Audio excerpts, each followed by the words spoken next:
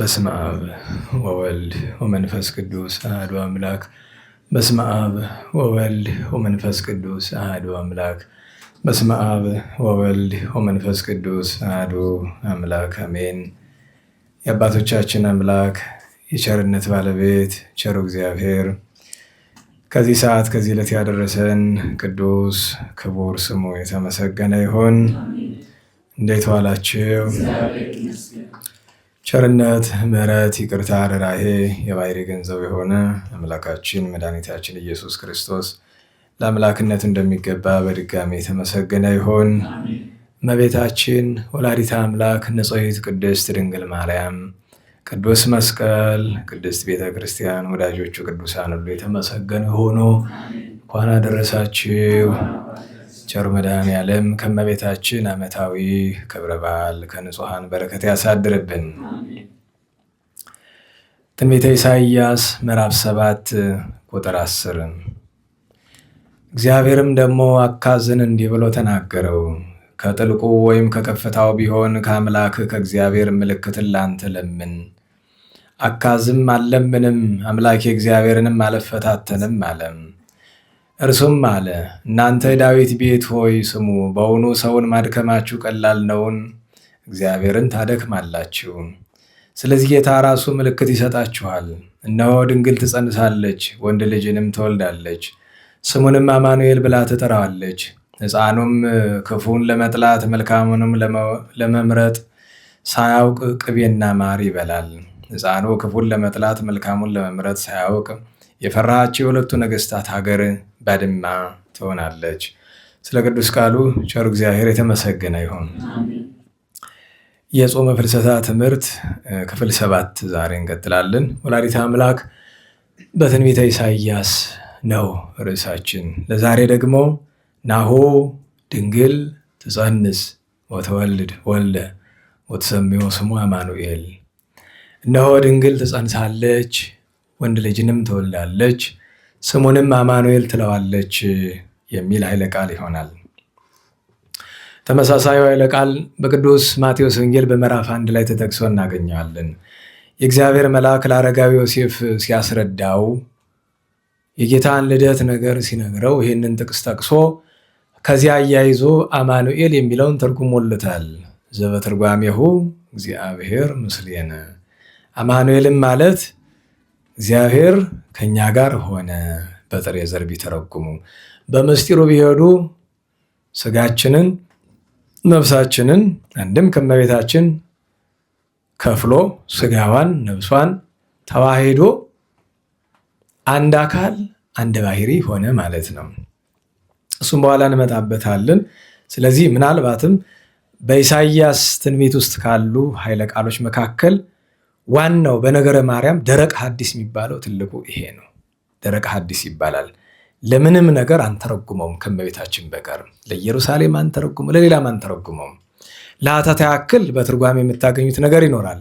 ነገር ግን ደረቅ ሐዲስ በመሆኑ ምክንያት ድንግል ለእመቤታችን፣ ወልድ ለክርስቶስ ብቻ ይተረጎማል። እሱም በኋላ እንመጣበታለን። የዕለቱን በዓላት እናስቀድም። ዛሬ እመቤታችን ወላዲተ አምላክ ቅድስት ድንግል ማርያም ዓመታዊ የጽንሰት በዓሏ ነው። በዓለ ጽንሰታ ወይም በዓለ ቁጽረታ ይባላል። እመቤታችን ቅድስት ድንግል ማርያም ሰላም ለጽንሰትኪ ዕለተ መድኃኒት አባይ እንደሚለው ለእኛ መዳን የመጀመሪያው ጥንቱ የአምላክ እናት መጸነስ ነው። ለምን? እመቤታችን ድንግል ማርያም ስትጸነስ አዳም ከወደቀ በኋላ ተደርጎ የማያውቅ ነገር ስለተደረገም ታምራቱ እንዳለ ሆኖ እመቤታችን ድንግል ማርያም ፍዳ መርገም ሳያገኛት በእናቷ ማኅፀን ተጸንሳለች በቅድስት ሐና። ይህስ እንደምን ነው ቢሉ እግዚአብሔር አባታችን አዳም ኃጢአት ሰርቶ ከወደቀ በኋላ ተስፋ ሰጥቶት ነበረ። ተስፋ ድነት ከልጅ ልጅ ተወልጄ አድንሃለሁ ብሎ ተስፋ ሰጥቶት ነበረ። በዚህ ምክንያት ነቢያት ትንቢት ሲናገሩ፣ ሱባኤ ሲቆጥሩ፣ ምሳሌ ሲመስሉ 5500 ዘመን ቆይተዋል። ታዲያ እግዚአብሔር በየጊዜው የአምላክ እናትን የእናቱን ነገር መግለጥ ይሻልና በምሳሌም በትንቢትም በሕልምም በሱባኤም ይገልጣት ነበረ። ከዚህ መካከል ጎልቶ የሚነገረው ሐረገ ትውልዷ ነው። ተጸነሰች ብለን ስንል ከአዳም ሁልጊዜ እላችኋለሁ መቼም በተደጋጋሚ በልደቷን በጽንሰቷን ምክንያት ስለምንተርከው በቃላችሁ ማጥናት አለባችሁ። ይህንን ከአዳም በሴት ከኖህ በሴም ከአብርሃም በይስሐቅ ከይስሐቅ በያዕቆብ ከያዕቆብ በይሁዳና በሌዊ ከይሁዳ ወርዶ ወርዶ ዳዊት ከዳዊት ወርዶ ወርዶ ኢያቄም ነው። ከሌዊ በቀዓት በእንበረም አድርጎ አሮን ከአሮን ወርዶ ወርዶ ስማቸው ተጠርቶ ደግነታቸው ተመስርቶ የሚነገርላቸው በጥሪቃና ቴክታ ናቸው። አይደለም እንግዲህ እየጎላ ስለመጣ ነው እነሱ የሚተረክ ከመቤታችን ወደ ላይ 7 ትውልድ በሴት የሚገርማችሁ ነገር እንዴት ዋላችሁ አባቶቻችን አይታችሁ ከሆነ በነገደ ይሁዳ የሚቆጠረው ትውልድ ወንዱን ብቻ ይዞ ነው የሚመጣ። መሀል ላይ ሳት እያደረገ ሴቶች ይገባሉ። እንደዚህ ለምሳሌ ይሁዳ ከማን የወለደ ለክርስቶስ ሐረገ ትውልድ ለመቆጠር ከማን የተወለደ ማና ከሚስቱ አይደለም የወለደ ከሌላ ሴት ነው። ማናታች ሴት ትማር በሉ እንጂ ትማር እስራኤላዊት ናት አይደለችም። ምንድን ነች? አረማዊት ነች አይደለም? ከሷ ከዚያ ወረድ ብሎ ደግሞ እንደገና ሌላም እናገኛለን። ሰለሞን ኢያሪኮን በተዋረሷት ጊዜ ሰለሞን እሱ ደግሞ ማንን አገባ? ያቺ ደብቃቸው የነበረች አመንዘራ የነበረችው ሴት አረበሞቲ የመጀመሪያ ስሟ ማን ነው? የአመንዝራነት ስሟ ረአብ። በኋላ ማን ተባለች? ራኬብ። እሷም እንደዚሁ ከነገደ አሕዛብ ናት። እንደገና ቆይቶ ከሴት ወገን የምትገባ ማናት? ቦዔዝ ያገባት ከሞዓብ የመጣችው ሩት። ከዛ በኋላ እንደገና ከሴት ሐረገ ትውልድ የምትገባ ቅዱስ ዳዊት። ለቅዱስ ዳዊት ሰለሞንን የወለደችለት ማናት? ቤርሳቤ ከነገደ አሕዛብ አይደለችም። ግን ለምንድን ነው የጠቀሳት ቢሉ ጥቂት በግማሿ አላት ይባላል። አላት በግማሿ። አንዳንድ ሰዎችም ኢትዮጵያዊት ናት ይላሉ። ወደ እሱ ውስጥ አንገባም። ከዚያ ውጭ አይታችሁ ከሆነ ገሌ ዛሬውን የተነበበው የነግህ ወንጌል የአንገርጋሪውን አይታችሁት ከሆነ መጽሐፈ ልደቱ ለክርስቶስ ብሎ አብርሃም ወለዶ ለይስሐቅ እያለ በወንድ ብቻ ነው የሚመጣ። አባቶቻችን መንፈስ ቅዱስ እንዳለበማቸው ደግሞ የቤታችን ሐረገ ትውልድ በቴክታና በጥሪቃ የሚቆጠር በወንድ ነው በሴት ነው? ኧረ በሞቴ ምን ሆናችሁ ነው? አሟችሁ ነው? እውነቴን ነው ማለት በጣም ብዙ ጊዜ ስለሰማችሁት እንዲያው አዲስ ነገር ቢሆን ኖሮ መቼ የሚል ነበር። አንዳንድ ጊዜ ምንድን ነው የምታስጨንቃቸው የሚለኝ ሰው ይኖራል። መልሴ ምንድን ነው? ምን አገባ ነው አይደለም? በነገራችሁ ላይ በሱ የተቀመጣችሁ ዝናብ ቢመታችሁ ዕዳው እናንተ ነው። ያው እዛ ድንኳን ተገዝቶ ተጥሎላችኋል። እንግዲህ መብቱ እናንተ ነው። ዝናብ መመታት ሳይንስ አሁን ቅርብ ጊዜ ደረስኩበት ባለው ጥናት ዝናብ መመታት ለጤና ይጠቅማል ብሏል ተብሏል። እንግዲህ በሃይማኖታችንም ጸበል ነው። ግን ያው ዝናብ ለሚፈራ ወይ ለዝናብ ለሚከብደው ሰው እዚያ ያው ቀላል እንዳይመስላችሁ ገንዘብ ወጥቶበታል። እና እንዲያውም ትልቅ ድንኳን ነው ሊገዛላችሁ የነበር ያለ አይደለም የሰርግ የሚጣለው ነጭ ድንኳን ትልቅ ወደዛ የሚሄድ እሱን ነበርና አይ እኛ ልንድረው ያሰብነው ሰው ስለሌለ አንፈልግም። እሱ ለዚህ ዝም ብሎ ሸራ ነገር ነው ይፈልግ ለጊዜው ዝናብ እንዳይመታ ለዚህና ኋላ ደግሞ ለሊቃውንቱ እንደዚህ እንዲሆን። ግን ያን አጥንትናን አትፍለጡበት እባካችሁ። በዚህ አይደል የሚቀደድ ያን አሮጌውን ተጠቀሙ። ለሱ የነዳያን ሲዘጋጅ በዚያ እየተፈለጠበት መሰለኝ ቶሎ የሚቀደድ። እንዴት ዋላችሁ? የእመቤታችን በወንድ ሐረገ ትውልድን ትተን ዛሬ በማን ነው የምንቆጥር? እንደዘወትሩ በሴት። ምክንያቱም ቴክታና በጥሪቃ ልጅ አጥተው ሲኖሩ ሀብታም ነበሩ። ታሪኩን ታውቁታላችሁ። ይፋቀሩ ነበረ። ቴክታ እኔ ብመክን አንተ ያለ ልጅ እንደምን ትቀራለህ? ሂድ ከሌላ ወለድ አለችው። ሕያው እግዚአብሔር ይመስክርብኝ፣ ከሰጠኝ ከአንቺ ስጠኝ፣ ካልሆነ ይቅርብኝ፣ ምን ያደርግልኛል ብሎ እምቢ አለ። እግዚአብሔር ራእይ ያሳያቸዋል። ነጭ እምቦሳ ከማኅፀነ ቴክታ ስትወጣ ያቺ ነጭ እምቦሳ ሌላ ነጭ እምቦሳ እስከ 6 ስትወልድ 6ኛዋ ጨረቃ ፀሐይን ስትወልድ ያል አልገባቸው ቢል በዘመናቸው መፈክር ህልም አለ። መፈክር ህልም ማለት ከነቢይነት ትንሽ ዝቅ ያለ ማድረግ ነው። ነናዋላችሁ ነቢይ አላለው። መፈክረ ሕልም ነው ያለው። መፈክረ ሕልምነት ጸጋ ነው፣ ትልቅ ጸጋ ነው ማለት እግዚአብሔር ለዛ ሰው በሕልሙ አድሮ ሊነግረው የፈለገውን ነገር ለመረዳት የመንፈስ ቅዱስ ሀብት ያስፈልጋል። እንኳን የሰው ሕልም የራስን ሕልም እንኳን መረዳት ችግር ነው አይደል? በዚህ ዘመን እና ሄደው ሲነግሩት አይ ደግ ልጅ ልትወልዱ ነው፣ እምቦሳ መልካም ነው። በባህላችን በእኛ ባህል እንኳን እምቦሳ ምንድን ነው የሚባል? ቤት ለማን ቤት ለእምቦሳ ሲባል መልሶ ምንድን ነው የሚለው? እምቦሳ ሰር ይለዋል አይደለም? ቤት ለእምቦሳ ማለቱ ቤት እምቦሳ ይገባበት ማለት አይደለም። ሰው ቤተ መኖሪያ ቤት እምቦሳ ለምን ይገባል? ይሄን አዲስ ቤትህን ጥሩ ልጅ ውለድበት እኮ ነው ቤት ለእምቦሳ ማለት እንጂ እኮ ስለ እምቦሳ አይደለም። ልጅ ነው። በተለይ ደግሞ ሴት መልካም ልጅ በሴት የተበከረ ከማምላክ የመከረ ይላሉ አይደለም? እንደዚህ እና እስከ 6 ትውልድ ድረስ እንዲያያለ ይቀጥላል። 6ኛዋ ጨረቃን መውለዷ ጨረቃ ከሰማይ ዝቅ ከመሬት ብቅ ብላ ነው የምትኖር። ከፍጥረት ሁሉ የምትበልጥ ደግ ልጅ ከእናንተ ዘር ትገኛለች። የፀሐይ ነገር ግን ምስጢሩ አልተገለጠልኝም አለ። ይሄ ነው እውነተኛ ተርጓሚ የሚባል። ለምን አይ አላወቅኩም ብል እዋረዳለሁ ብሎ ሌላ ልብ ወለድ ፈጠራ አልጨመረም። ካላወቀ አላወቀም። እነሱ ምን አሉት? አይ አንተ ሳር ተረጎምከውም ጊዜ ይፍታው ብለው ተመለሱ። ኋላ ግን ጸነሰች፣ ወለደች። አሁን መቆጣት አይደለም። ከዚህ በኋላ ተንበርክካችሁ ነው የምትማሩት። ይሄን ባትመልሱ እውነቴን ነው ጥሩ አይደለም። አንደዚህ ለምን በከንቱ ታስለፈልፉናላችሁ? እሺ ቴክታ ቆይ እናንተ ወንዶች ዝም በሉ። እናንተ ቴክታ ማንን ወለደች? አንበረክካችኋል ሁላችሁንም። ትልቅ ትንሽ የለም። ማንን ወለደች በሉ እንጂ ዝም ብላችሁ እንደ ቀዳዳ እንስራ ማፍሰስ ነው እንዲህ በሉ። ማንን ወለደች? በተለይ ነባሮቹ፣ አዳዲስ የመጣችሁትን አይመለከትም። ነባሮች ማንን? እሺ አፍረው ይሆናል እንጂ ሊቃውንት ናቸው እኮ። እሺ እናንተ ማንን ወለደች? ሄኤሜን ምን ማለት ነው? ረከብኩ ስለቴ ወይም በወንድ አንጻር የምንመለከተው ሰማኒ እግዚአብሔር ስለቴ። እሺ ሄኤሜን ማንን ወለደች? አይን አሁን አንተን የመሳሰሉት እናንተን የመሳሰሉ እነሱ እናንተ እነዚህ እዚህ ያላችሁት አምስታችሁ ብትመልሱ አትደነቁም። ዝም እነሱ ካለመለሱ ብቻ ነው የምትመልሱ። ለምን ይሄ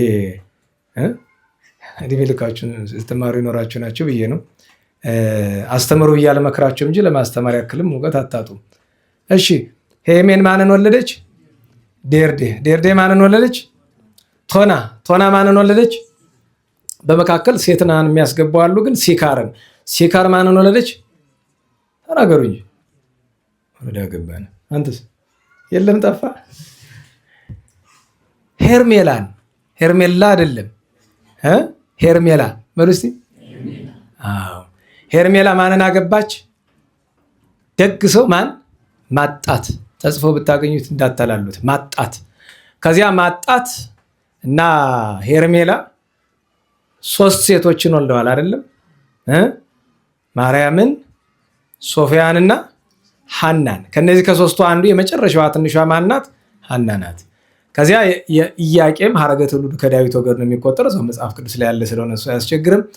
ኢያቄምና ሐና ተጋብተው ልጅ አጥተው ይኖሩ ነበር። እስካረጁ ድረስ ግን ተስፋ ሳይቆርጡ ይለምኑ ነበረ። ታሪኩ ሰፊ ነው። ግን ቅድስት ሐና በተለይ በጣም ይሰማት ነበር። በነገራችሁ ላይ ሐዘን በሴት ላይ ይጸናል ይባላል። ሐዘን በጣም በሴት ላይ ችግርም ሲፈጠር ለማዘን በማጣትም ለማዘን ቅድስት ሐና በጣም ታዝን ነበረ። እኔ ከሁሉ የሚያስገርም የመጨረሻ ልጅ ልታገኝ ብዙ ታግሳ መስዋዕት ይዞ ቤተ መቅደስ ሲሄዱ ብዙ ነገር ታግሳ መጨረሻ ላይ ግን በጣም ምርር እንድትል ያደረጋት ነገር 2 ነገር ነው። ነና አላችሁ። አንደኛ ያቺ አመንዝራ ጎረቤቷ ቅድስት ሐና ቤተ እግዚአብሔር ሄድ ነበረ፣ ነገር ግን ንጹህ ልብስ የለኝም እና ቀረው ብትላት፣ ከኔ እኮ ታጥቦ ሳንዱቅ የተቀመጠ ብዙ ልብስ አለ፣ እሱን ውሰጂ፣ እሱን ለብሰሽ ተሳለም ያለቻት እና ቅድስት ሐና ገራገር ናትና፣ አይ እግዚአብሔር ንጹህ ባሕሪ ነው፣ ንጹህ ነገር ነው የሚወድ። የአንቺ ልብስ የተገዛ በአስበደነስ ነው፣ በዝሙት ነው። ስለዚህ እንዴት ብዬ እሱን ለብሼ እሄዳለሁ? ስድብ አይደለም። በነገራችሁ ላይ እኛ ብንለው ስድብ ነው፣ ሐና ስትለው ግን ስድብ አይደለም። ለምን ቢባል የእግዚአብሔርን ክብር ማሰቧ ነው። እኛ ስንናገር ግን ሰው ማዋረዳችን ነው፣ ይታወቃል። ለምን ክፎች ነን፣ ከኔ ጨምሮ ማለት ነው። ያችኛይቱ ጎረቤት ተበሳጭታ እኔ እድሜ ዘመኔን ሁሉ ሐና ማይጸኗ የደረቀ ልጅ ያጣች መክና የምትኖር ምን ብትሆን ነው ብዬ አዝንልሽ ነበር፣ ለካ በዚህ ክፋትሽ ነው ላትስባት ብላ በቅሎ ደንጊያ ብላ ሰድባት ገባች። ቢወልዷት ማትወልድ በቅሎ አትወልድም አይደል? ደንጊያ ደግሞ ደረቅ አይደለም? ቢወልዷት ማትወልድ በቅሎ ደንጊያ ብላ ገባች። ለጊዜው አዝና ዝም አለች። ኋላ ግን ከአትክልት ስፍራ ስትገባ ዘወር ብትል አርጋብ ርግቦች ከገላግልቶቻቸው ወይ ከጫጩቶቻቸው ጋር ሲጫወቱ አየች። በሱ ተገርማ ሳታበቃ ዘወር ብትል ዛፉ እኩሉ አብቧል፣ እኩሉ አፍርቷል። እንስሳት፣ አራዊት፣ አዕዋፍ እንዲወልዱ እጽዋት እንኳ ከባህሪያቸው እንዲያፈሩ የምታደርግ እውነት ነው ያቺ ሴት የተናገረችው ሐናን ደንጊያ በቅሎ አድርገህ ፈጥረሃታል ብላ አምርራ አልቅሳ። የአንዳንድ ቀን ጸሎት አለው ምርር ብሎ ምሬት ሳይሆን እግዚአብሔርን ማማረር ሳይሆን ምርር ብሎ መለመን ይባላል። በጣም ጨከን ያለ ልመና። ያቺ ግን ጫፍ ስትደርስ ነው የምትመጣ። ብዙ ጊዜ አይታችሁ ከሆነ ብዙ መጥተው እዚህ እያለቀሱ ምናምን የሚጸልዩ ብዙ ሴቶችን እናያለን፣ እንሰማለን። ግን የተወሰነ ሲጸልዩ ሲያለቅሱ ምናምን ቆይቶ የረሱት ይሆን ሌላ ነገር ውስጥ የሚገቡ ማለት ነው። ምርር ያለች ጸሎት ግን ከልካይ የላትም ይላሉ አባቶቻችን። ምርር ማለት ስለ ምሬት አይደለም ማወራው እናላችሁ። ለምሳሌ ምሬ ብሎ በባህላችን ስም ይወጣል አይደለም? እንዴት ባላችሁ? ምሬ ማለት የሚያማርር ማለት አይደለም፣ የእውነት ማለት ነው። የእውነት ማለት ነው። የምር ማለት ምን ማለት ነው? የእውነት እና እንደዚህ ያለ ከዚያ ኢያቄም በዚህ ነገር አይቷት አዝኖ ነበርና ስንቅ ስጭኝ ጥቂት ሱባኤ የሚይዝ ነኝ ብሎ 40 ቀን ሙሉ ደብረ ሊባኖስ ተራራ ወጥቶ፣ እንግዲህ እንደምታውቁት የሚኖሩት በናዝሬት አይደለ? ናዝሬት ሰሜን እስራኤል ነው። ሊባኖስ ደግሞ እዛ ወደ ላይ ከፍሎ ነው እና ደብረ ሊባኖስ ተራራ ወጥቶ 40 ቀን ሱባኤ ይዞ ከእግዚአብሔር አንዳንድ ነገር ተረድቶ ተመለሰ። ሐምሌ 30 ቀን ለሷም እሱም ህልም ያሉ እሷ የጻድቅ ኢያቄም በትሩ ለምልሞ አበባ አፍርቶ ፍጥረት ሲመገበው ትመለከታለች። እርሱ አንድም በቅፏ ፍሬ ይዛ ያን ፍሬ ፍጥረት ሲመገበው፣ አንድም ነጭ ርግብ 7 ሰማያት ሰንጥቃ መታ በቀኝ ጆሮዋ ገብታ በማይጸኗ ስታድር ያል። ይህን ነገር ተጨዋውተው ሐምሌ 30 ቀን ይህን ተጨዋውተው ፈቃደ እግዚአብሔር ይሁን እንጂ ብለው ነሐሴ 1 ቀን መልሰው እንደገና የጋራ ሱባኤ እዚያው ቤታቸው ላይ ጸሎት ነገር ያዙ። በዚህች ቀን ማለትም ነሐሴ 7 ቀን ዓለም ከተፈጠረ በ5485 ዓመተ ዓለም ከዛሬ ወደኋላ ብንቆጥረው ምናልባትም 2033 ዓመት ይመጣ ይሆናል አይደል? አይመጣም? እንደዛ አካባቢ ዘመን አምላክ ሰው ሊሆን 15 ዓመት ሲቀረው እመቤታችን ድንግል ማርያም በዚህች ቀን ከእናታችን ከቅድስት ሐና ተጸነሰች፣ ከኢያቄም ሐና ተጸነሰች። ይህንን አስቦ እያደነቀ የእመቤታችን ወዳጅ ጻድቁ አባ ሕርያቆስ እንዲህ አላት አይደል? ዛሬ በቅዳሴ ሰምታችኋል። በዜማ አይደል የሚባል ሰማል አይደል? አይሰማም? ኦ ድንግል አኮ በፍትወተ ደነዘ ተጸነስኪ።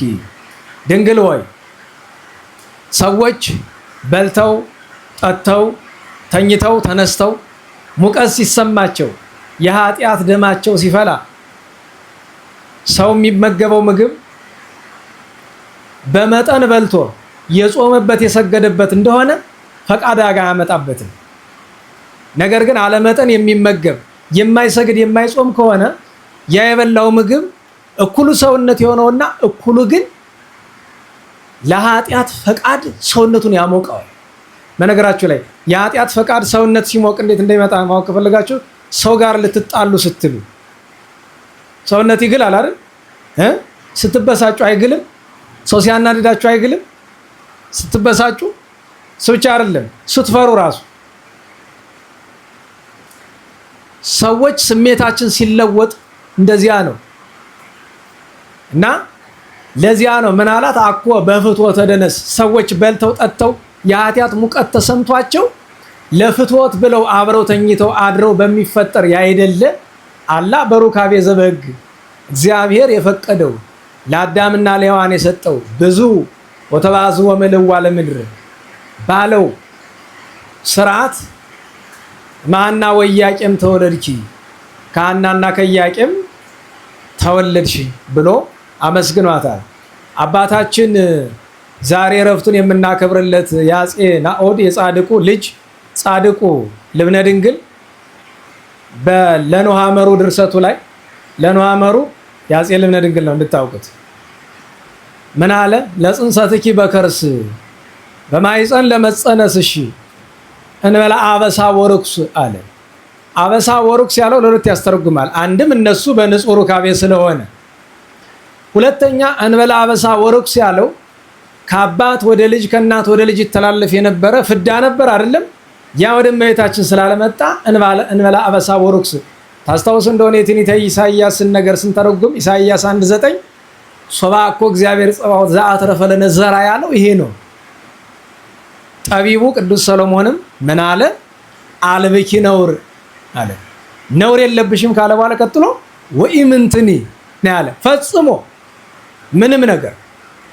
ለዚያ ነው ለጽንሰትኪ በከርስ እንበላ አበሳ ወርኩስ አለና ለተበኩሮትኪ ማኅፀን ቅዱስ በኩሩ ነሽ ከተቀደሰ ማኅፀን ለመወለድሽም አለና በአትኪ ቤተ መቅደስ ለመግባትሽም በሰጊድ ሰላም ስግደት፣ ሰላምታ፣ ውዳሴ፣ ምስጋና ይገባል ብሎ ደራሲው አመስግኗል። እና ዛሬ እመቤታችን የቅድስት ድንግል ማርያም ዓመታዊ የጽንሰት በዓሏ ነው። አባቶች ምን ብለውታል? ጥንተ መድኃኒት ብለውታል። ምክንያቱም ያዳነን እግዚአብሔር ወልድ ነው አይደል? ክርስቶስ ነው አይደል? ያዳነን። እንዴት ዋላችሁ? መድኃኒታችንን አረገ ለማለት ተነሳ፣ ተነሳ ለማለት ሞተ፣ ሞተ ለማለት ሕማም መከራ ተቀበለ፣ ሕማም ተቀበለ ለማለት ሰው ሆነ፣ ተወለደ፣ ተወለደ ለማለት ተጸነሰ እንላለን። ተጸነሰ ለማለት ድንግል ማርያም ታስፈልጋለች።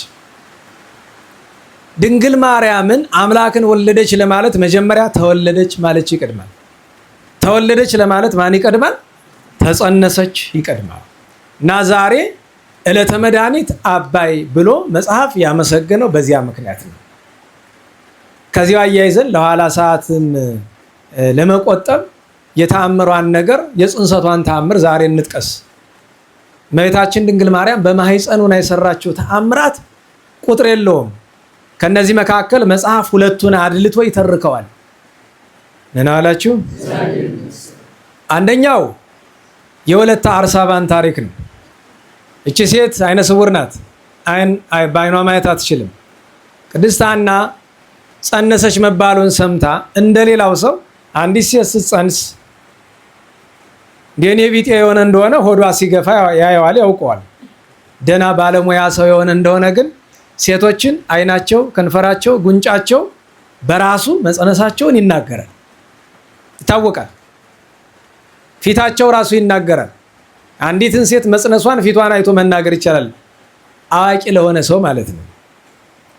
ይቺ ሴት ግን አይነ ስውር ናት። ይህንን ሁሉ አይታ መለየት አትችልም። እና ቀረብ ብላ ወዳጅ ናትና ሐና ሆይ በስተርጅና እድሜሽ ካለፈ ልማደ አንስት ከተገታ የመጣ ይሄ ነገር ምንድን ነው? እስቲ ልዳስሽ ብላ ማኅፀኗን ወይም እኛ በሚገባን አማርኛ ሆዷን ድስስ ታደርገዋለች። እንግዲህ ዳሳ አይኗን መቀባት ፈልጋ አይደለም። ለምን እንደዚህ ያለ ነገር እንዳለ አታውቅም። እሷ በቅድስት ሐና ማኅፀን ምን እንዳለ አታውቅም። ግን የሰው ልጅ የተለያየ ልማድ ያለው አለ። በተለይ ደግሞ አይነ ስውራን አይታችሁ ከሆነ አንዳንዶቹ በተለይ በተደጋገመ እዚህ አካባቢ ብዙ ጊዜ እንትን ያወጣባቸዋል። አይን ላይ የሚወጣው ነገርና ቶሎ ቶሎ አይን የመጥረግ ልማድ የማሸት ልማድ ያለው አለ። ለምሳሌ አንዱ አሁን እኔ ነኝ ቤትም ቁጭ ብዬ ምንም ብዬ እንደዚህ ማድረግ ልምድ እንደ ልምዱ ነው ማለት ነው። በቃ በሆነ ምክንያት ይጀምራል እና ምንም ሳታውቅ ቅድስት ሐናን ማኅፀን ዳሳ እንደዚህ አድርጋ ብትለቀው አይኗ ብርሃን አየ። በዚያ ሰዓት በደስታ እንደምቦሳ ዘለለች። ለቅድስት ሐና ሰግዳ ብፅዕት ሐና ብፅዓን ለኪ፣ ብፅዕት ሐና ወይ ለአንቺ ብፅዕት መባል መመስገን ንድ ክብርት መባል ይገባሻል። ዓለም ከተፈጠረ ዘመን ከተቆጠረ ብዙ ቅዱሳን አልፈዋል። በማህፀኗ ዓይን ያበራች ግን ማንም የለችም ብላ አመሰገነቻት። በዚህ ምክንያት ጎረቤቶቿ፣ ዘመዶቿ ሁሉ መጥተው አመሰገኗት።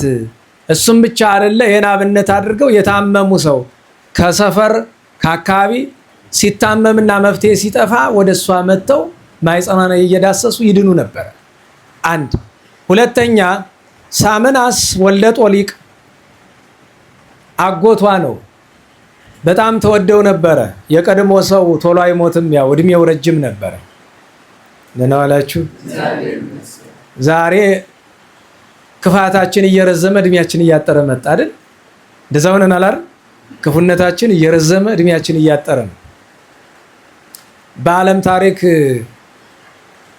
የተመዘገበ እድሜ ያላቸው ሰዎች በጥንት ዘመን በመቶዎች የሚቆጠር ነበር የሚኖሩት። ለሁሉም ይህ ሽማግሌ አረፈ። ሐዘኑን ስትሰማ ቅድስት ሐና ደነገጠች። ሊቀበር ሲወስዱት እንዴት ዋላችሁ?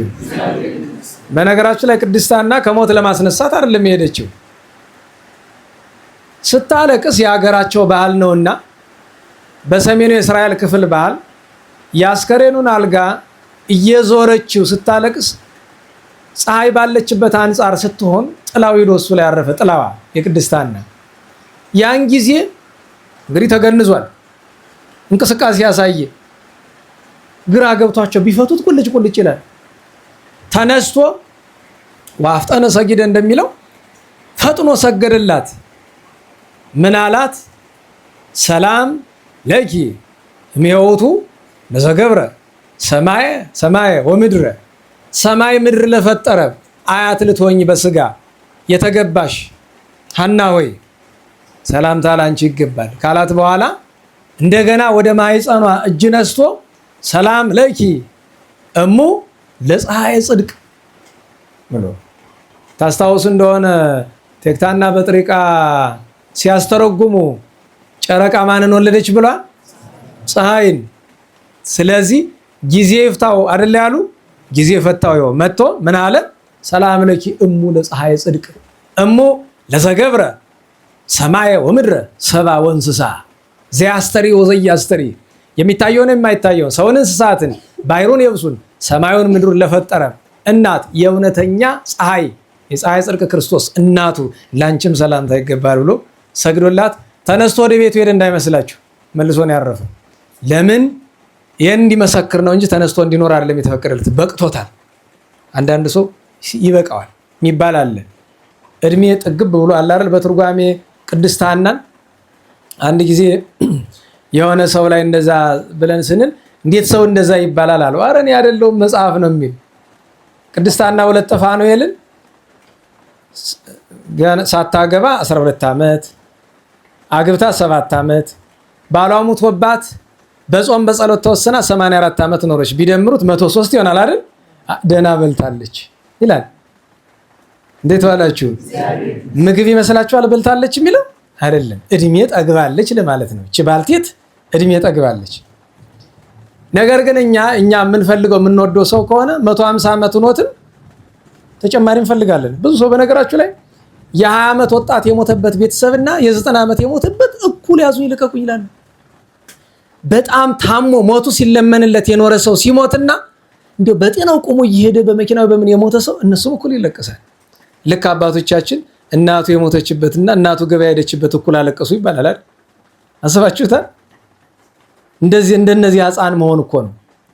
እድሜ ጥሩ ነው። እንድታውቁት የሚያስፈልገው ነገር እድሜ መለመን የሚያስፈልግበት ጊዜ አለ። እኔ ለዚህ አብነት አድርጌ የምጠቅሳቸው የእንታ ተሾመን ነው። ደህና ዋላችሁ። መምህራችን የእንታ ተሾመ እድሜያቸው ሲያርፉ እንግዲህ ወደ 77 አልፏቸው ነበረ። በእርግጥ በእውነቱስ እድሜያቸው ወደ 80 ሰገባ አይቀርም ያቆጣጠር ጉዳይ ሆኖ ነው። ግን ሁልጊዜ መኖር መልካም ነው፣ እድሜ ጥሩ ነው ይላሉ። አስቡት 7 ዓመት ሙሉ አልጋ ላይ ውሎ ማለት ነው። ደህና ዋላችሁ። 7 ዓመት ሙሉ አልጋ ላይ ውለው እና ለምን ብዬ ስጠይቅ የነ አባ አጋቶንና የነ ቅዱስ አርሳኔዎስን ጠቅሰው አንድ ሰው እድሜ ይቅርብኝ ልሙት ማለት ጻድቅ ነኝ ማለት ነው። እንደና ዋላችሁ። ሰው ሲሞት እግዚአብሔር ፊት ይቀርብ የለ ሲኦልና ገነት አለ አይደለም? ልሙት ማለት ነው። ጻድቅ ነኝ እኔ ምን ጊዜ አልኮንንም ብሎ እንደማለት ይቆጠራል። ሰው እድሜ ይለምናል። ቢቀርም ደግሞ እንዲያው እድሜ መለመን እንዲያው ደግሞ ዘመን አጸብ የመከራ ዘመን ቢሆን እንኳን ምን ያደርጋል? እድሜም ሳይለምን ሞትም ሳይለምን ዝም ብሎ ተመስገን አንተ ታውቃለህ እንደ ፈቃድህ ማለት ነው እንጂ እንደዚያች ሴትዮ ታውቁት ነገራች መነኩሴ አዎ ልጆች እያለን በሕፃንነቴ ስለሆነ ያነበብኩት ነገሩን የዓለም ጠባይ ሐሴትና ብካይ የሚል መጽሐፍ አይቶ የሚያውቅ የለም? የዓለም ጠባይ ሐሴትና ብካይ የሚል የዛሬ 80 ዓመት ወይ ምናምን የተጻፈ መጽሐፍ ይመስለኛል። ሕፃን እያለን ከቤት ውስጥ አንድ ሙሉ ሸልፍ መጽሐፍ ነበረ። ከዛ ሙሉ ሸልፍ መጽሐፍ ውስጥ እሷ ብቻ ነው የተረፈች። ሌላው የቱ ዶ ይመስላችኋል? ለኪሎ ተሽጦ ነው መጠቅለያ። ለምን? ኳስና ፊልም ለማየት። እንዴት ዋላችሁ? እኔ በገዛ አባቴ ላይ ያደረኩት እንዳይደረግብኝ ነው እኮ ለሰው መጽሐፍ ማለውስ። ለሕፃናት ራሱ ቤት ላሉት ለቤተሰብ አልሰጠም። የለም ካስፈለገ አዲስ ገዝቼ የምሰጣቸው የራሴን የለም። ለምን? እሱ በእድሜ ዘመኑ ያጠራቀመውን መጽሐፍ ሙሉ ሸልፍ መጽሐፍ አስቡት። 25 ሳንቲም 50 ሳንቲም እኮ ነው ለኪሎ። 2-3 መጽሐፍ ማለት ነው። በሚዛን ተመዝኖ ቡና መጠቅለያ ያችን 25 ሳንቲም ይዘህ ኳስ ሩጫ ለማየት እገሌ ወገሌ እያልክ ማራዶና ሮናልዶ እያልክ መሮጥ በቃ ለዚያ ነው። እና እዛ መጽሐፍ ውስጥ ነው ያነበብኳትና ያቺ ሴትዮ ግጥም ነው በግጥም የተጻፈ መጽሐፍ ነው እና ሰኞም አትግደለኝ፣ ማክሰኞም አትግደለኝ፣ ረቡዕም አትግደለኝ፣ ሐሙስም አትግደለኝ፣ ዓርብ፣ ቅዳሜ፣ እሁድም አትግደለኝ እያለች ጸልያለች። አንቺ ሴትዮ እና መቼ ይግደልሽ? እንዲያው ችላ በለኝ ትላለች አይደል? በ100 ዓመቷ እድሜ ስጠኝ አለችው። 50 ልጨምርልሽ? ኧረ ጌታዬ 50 ምን አላት? እሺ 100 ልጨምርልሽ? ኧረ ጌታዬ ምን አላት 100? እሺ 200? አይ ጌታዬ አንተ በአንተ እጅ ያለ እድሜ ባይር አይደለ ለምን ቆነጣጥረህ ትሰጣለህ? እንግዲህ በትክክል አውርተው ይሆን እንዲያው በፈጠራ ጽፈውት አላውቅም።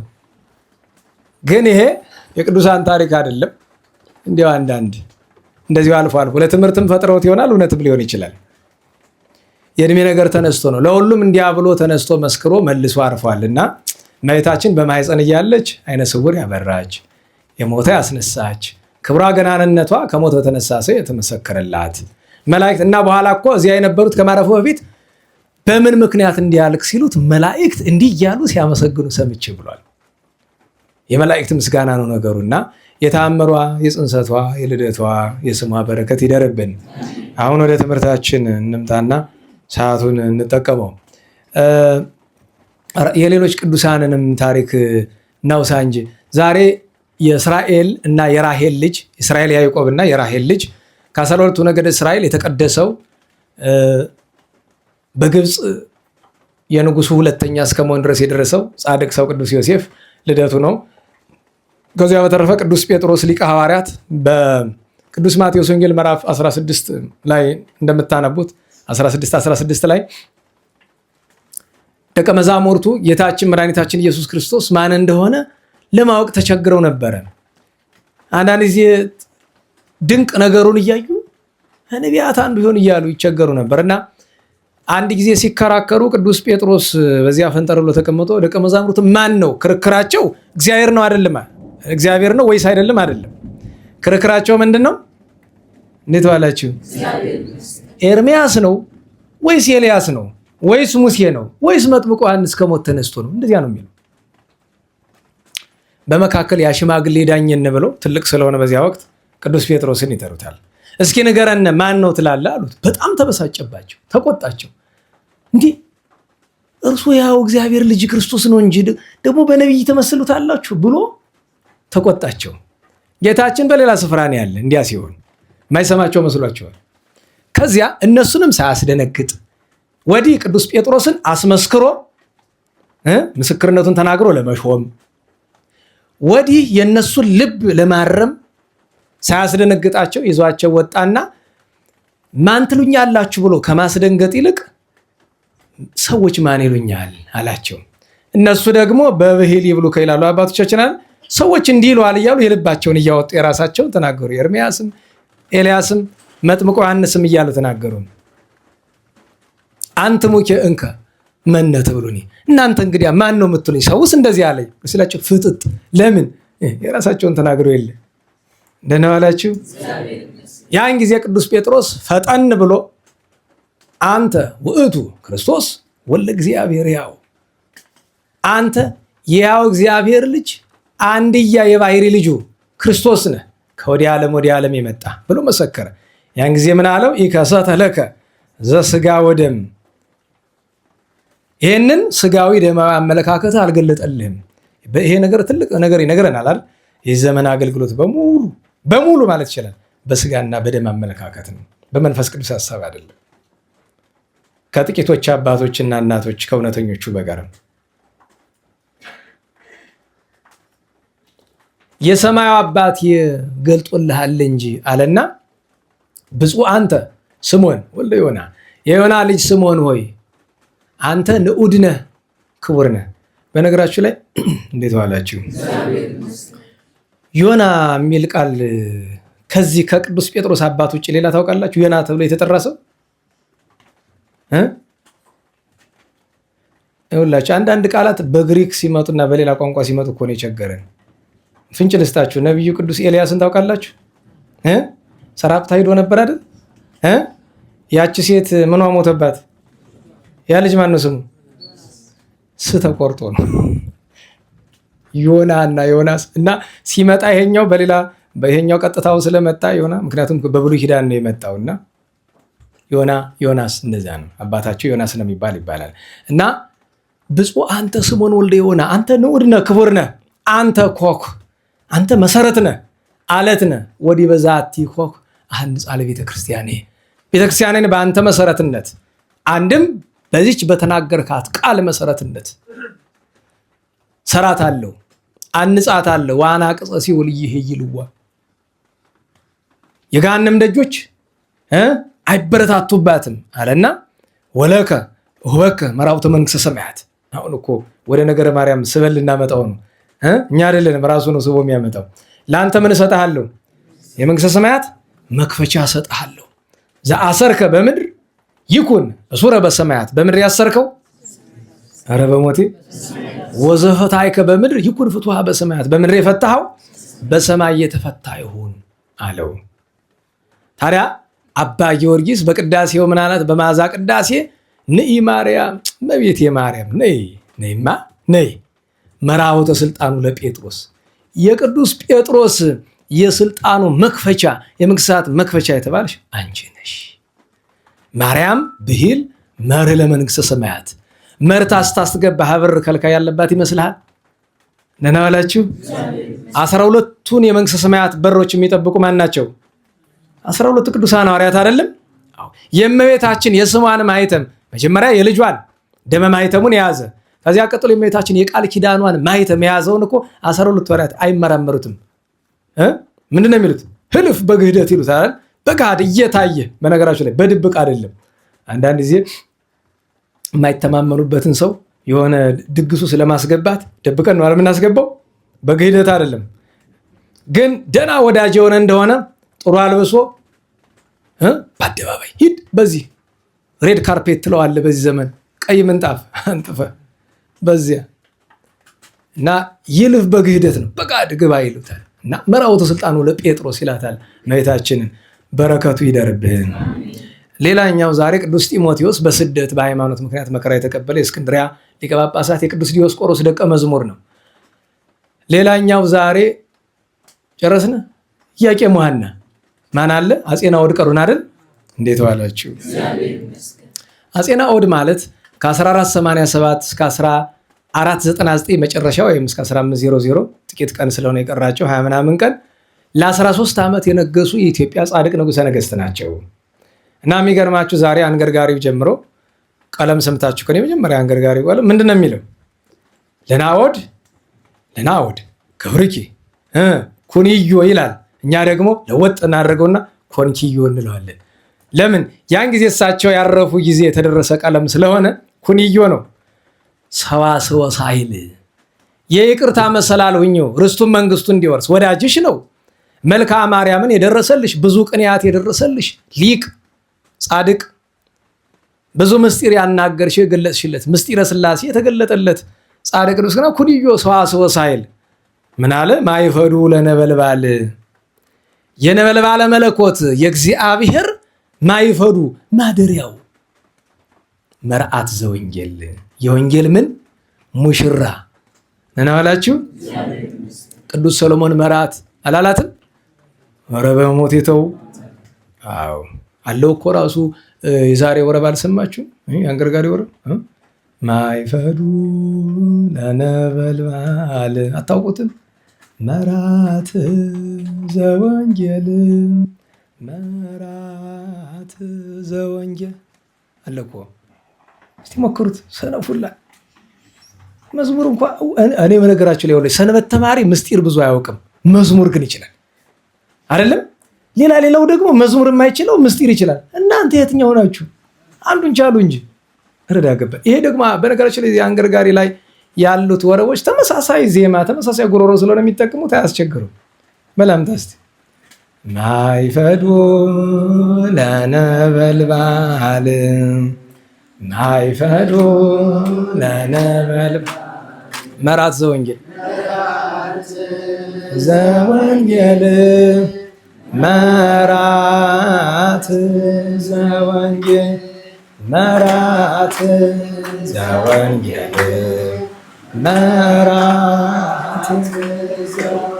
እንግዲህ በነገራችሁ ላይ መርዓት ዘወንጌል የሚለው ሁለተኛውን እንደሱ ሳይሆን እንደ መደበኛውን ማድረግ ትችላላችሁ።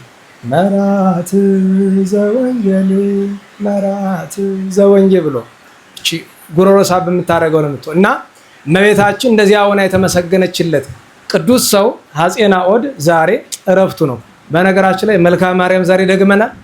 ዛሬ አልደገምንም፣ መቼል እንደግመው ነው። ምክንያቱም የደረሰላት ያመሰግናት በእድሜዋ ቁጥር 64 አድርጎ ማርያም እሰ ተብሎ እስከ መጨረሻው ድረስ መጨረሻ ላይ እኮ ይኸውላችሁ አንዳንድ ሰው እርግማን ነው ምን አይደለም ፍትሐ እግዚአብሔር ነው። ለዘያ ፈቅረኪ እግዝእቴ ማርያም መቤቴ ማርያም አንቺንም አይወድሽ። በነገራችሁ ላይ የወንጌል ቃል እኮ ነው። ዲያቆኑ ሊያነብ ሲወጣ ምንድነው የሚል? ጳውሎስን ሊያነብ መጨረሻው ምንድነው የሚለው? ጌታችን ኢየሱስ ክርስቶስ የማይወደው በሁለት ወገን ድንግል ከሆነች ከመቤታችን ድንግል ማርያም መወለዱን የማያምን እንግዲህ እስከሚሆን ምጽአቱ ጳውሎስ እንደተናገረ ምን ይሁን? ተወገዘ ውጉዘ ለይኩን የተረገመ የተለየ ይሁን ይላል አይደል? አየው እና ያን እርግማን ልትለው ነው። ምክንያቱም ራሱ ቅዱስ ጳውሎስ አረል ዳሃር ወይ ትርጉሙ ያለን ፍትሐ እግዚአብሔር ነው ይሄ።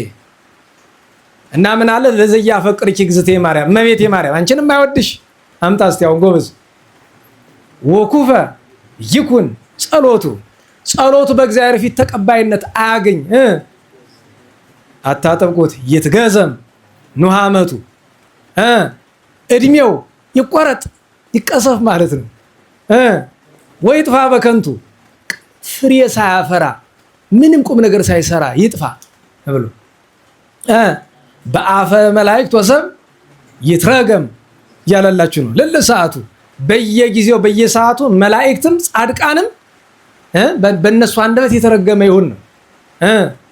ለዛ አስተማሰለው በተውኔት ለማይሌተ ንግሥ ይዝንቱ እንደ ጨዋታ እንደ ቀልድ አድርጎ በንቀት ያየው ጌጋዩ ወኃጢአቱ ይታደግሎቱ በደሉ አይሰረይለት ተብሎ ተነግሯል። አየ የእመቤታችን ፍቅር መግለጡ ነው። ለምን በእመቤታችን ላይ እየዘበተ አንተ አትርገመው ተኛል። መጽሐፍ ቦታ አለው አጠቃቀስ። በነገራችሁ ላይ እንዴት ዋላችሁ?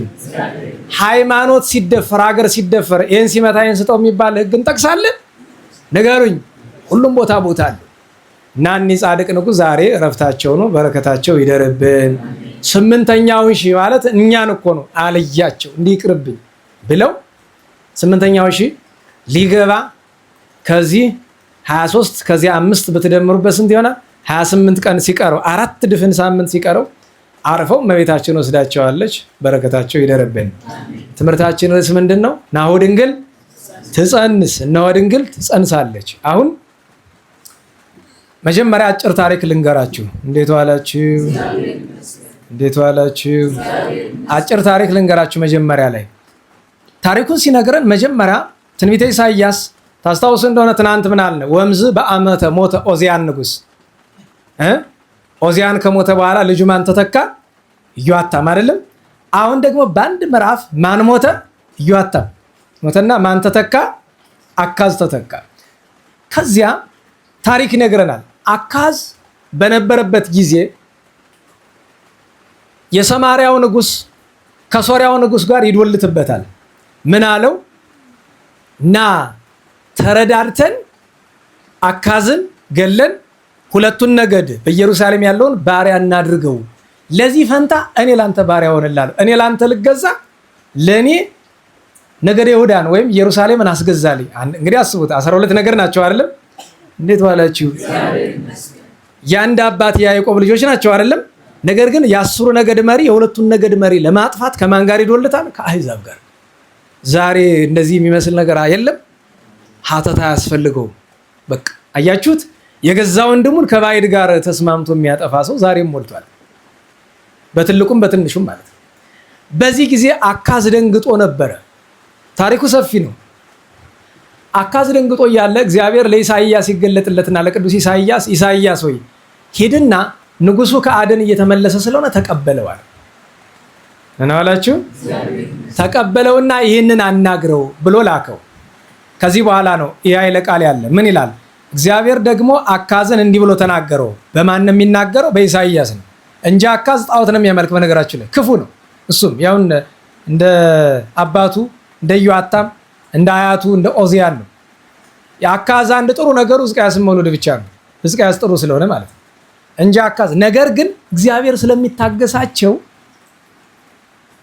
ደግሞ በእስራኤል ያሉት ሁሉ እንዲጠፉ ስለማይፈልግ አንድም ደግሞ ገና ሕዝቅያስ ስለሚወለድ ከሱ ሄድና እንዲበለው ከጥልቁ ወይም ከከፍታው ቢሆን ከአምላክ ከእግዚአብሔር ምልክትን ላንተ ለምናለሁ። እንዴት ዋላችሁ? ከምን ከጥልቁ ወይም ደግሞ ምልክት ለምን ማለት እኔ አድንሃለሁ፣ አንተንም ኢየሩሳሌምን አድናለሁ። ነገር ግን መጽሐፍ ይላል አይደለም? ቅዱስ ጳውሎስም ተናግሯል። አይሁድ ምን ይሻሉ? ምልክት። የግሪክ ሰዎች እሳ ጥበብን ፍልስፍናን አይደለም? የአይሁድ ትልቁ ጌታችንም ተናግሯቸዋል አይደለም? ምን ብሏቸዋል? ማቴዎስ ወንጌል ምዕራፍ 12 ላይ ያለው ኃይለ ቃል ቁጥር 40 አካባቢ አዎ ትውልድ እሉት ወአማጺት፣ አንድም ትውልድ እሉት ወዘማ ይላል አይደለም? ክፉና መንዝራ ትውልድ ትዕምርተ ተሐስስ ምን ትፈልጋለች? ምልክት። ወትዕምርት ሰይት ወሃባ ዘንበለ ትዕምርተ ዮናስ፣ ከንስሐ በቀር ዮናስ ከሰበከው ንስሐ በቀር ሌላ ምልክት አይሰጣትም ብሏል። የእስራኤላውያን በሽታቸው ምልክት መሻት ነው። ዛሬ እኛ እንደነሱ ወደን የለ የሁሉ አጥማቂ ጋር ሲግተለተል ታምር አለ በተባለበት አንዱ ስውሯ ማርያም፣ አንዱ በርሜል ጊዮርጊስ፣ አንዱ ምንድነው የሚባል ደግሞ ይሄ ቃጥላ ነው። እንደዛ ዝም ብሎ በቃ ደግሞ የሚገርማችሁ የዚህ ዘመን በሽታ ታውቃላችሁ። በቃ ዝም ብሎ የሆነ ነገር ዛለታል።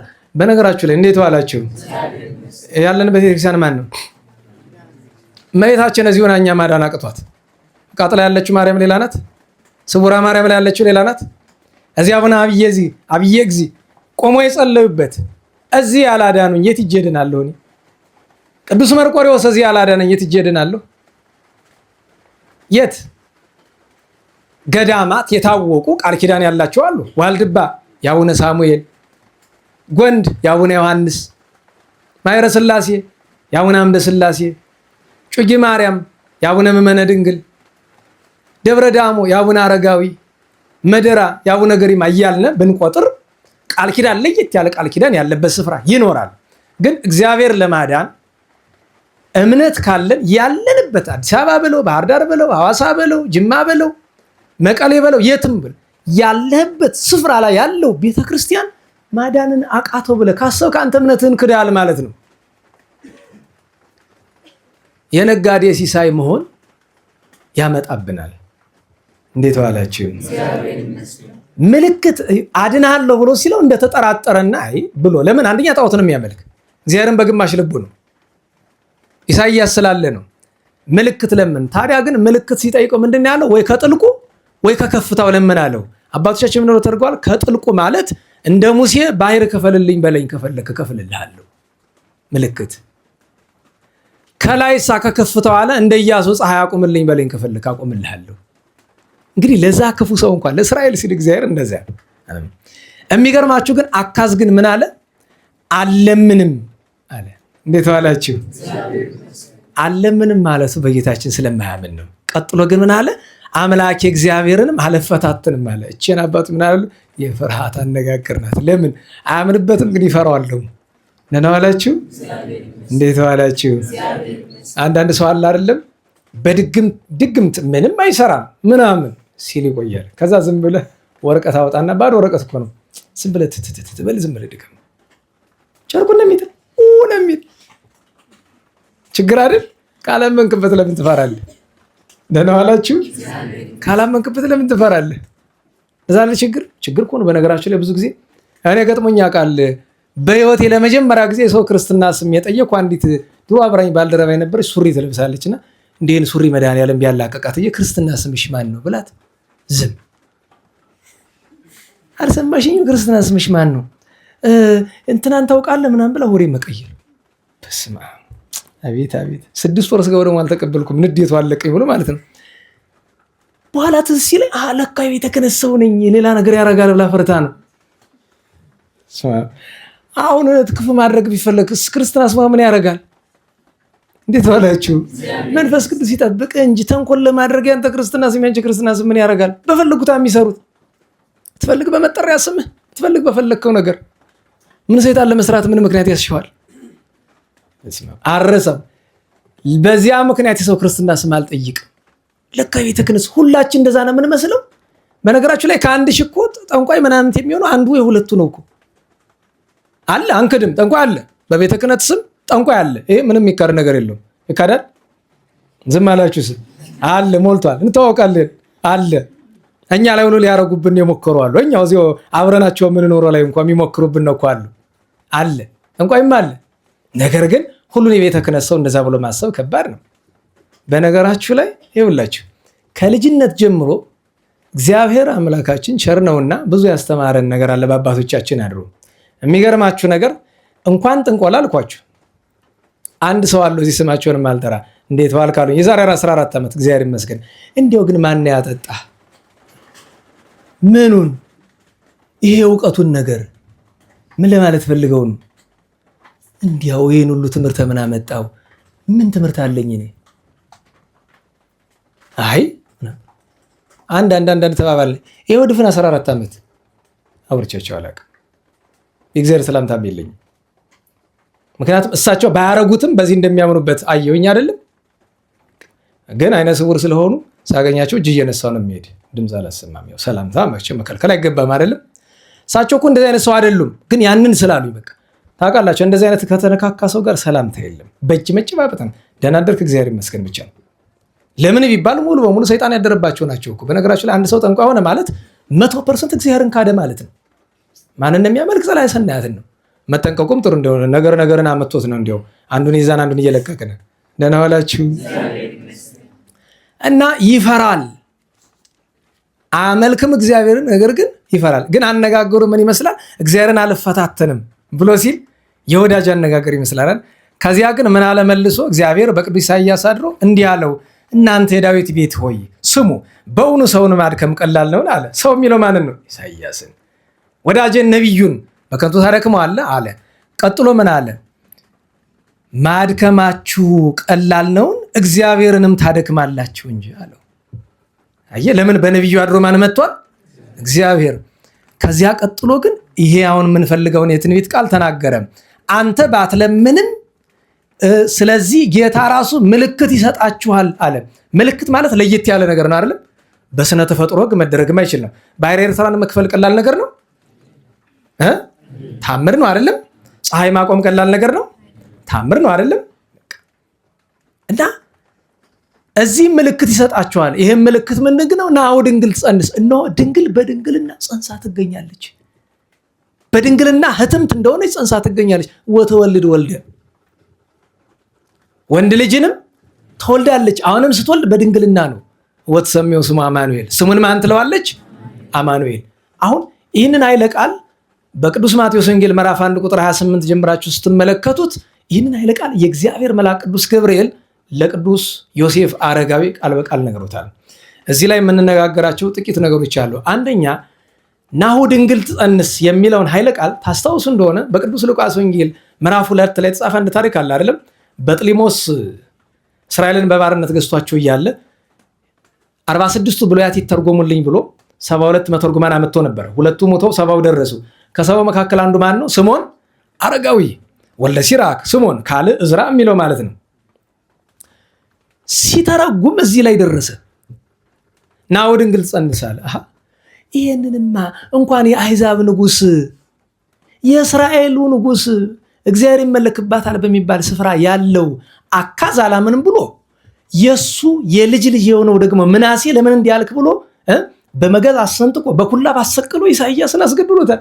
እኔ ሞታለሁን ብሎ ወለት ትጸንስ ወትወልድ ወልደ። በነገራችሁ ላይ ይሄ ምን ይሆናል? አሁን ወለትማ በየቀኑ የምትጸንስ እንደነው አላችሁ። ዛሬ ነጋ እኮ በሚሊዮን የምትቆጠር ወለት ትጸንሳለች። ምን ቁም ነገር አለው? ምክንያቱም ምልክት ነዋ፣ ተአምር ነው ይሄ። እንቅልፍ ይለዋል። ሌላ አንቀጽ ሳይደርስ እችን እየጻፈ እንቅልፍ ይለዋል። መጥቶ መልአከ እግዚአብሔር ፋቅ ያደርግና ድንግል ይለዋል። በነገራችሁ ላይ ይህን ያክል ነው። እግዚአብሔር ገና ድንግል ማርያም ሳትወለድ ለእናቱ ድንግልና ያለውን ክብር ተመልከቱ። አሁንም ተነሱ። ይሄ ነገር ቅድም የጠጣሁት ወይን ጠጅ አይምሮን ይዞኝ ነው ብሎ ፋቅ አድርጎ ወለት ይለዋል 3 ጊዜ እንደዛ። ኋላ ሊፈቅ ሲል መልአከ እግዚአብሔር ተው ሙሉ አለ። ምን ነው ሙሉ አለ።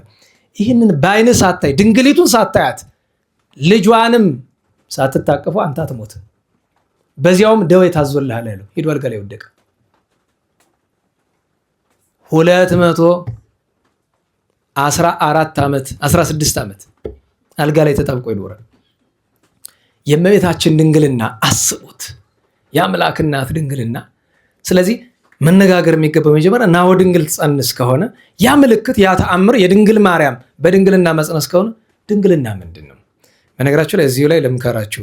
አንዳንድ ሰው አለ በድንግልና መኖር እፈልጋለሁ ግን መመነን አልፈልግም የሚል።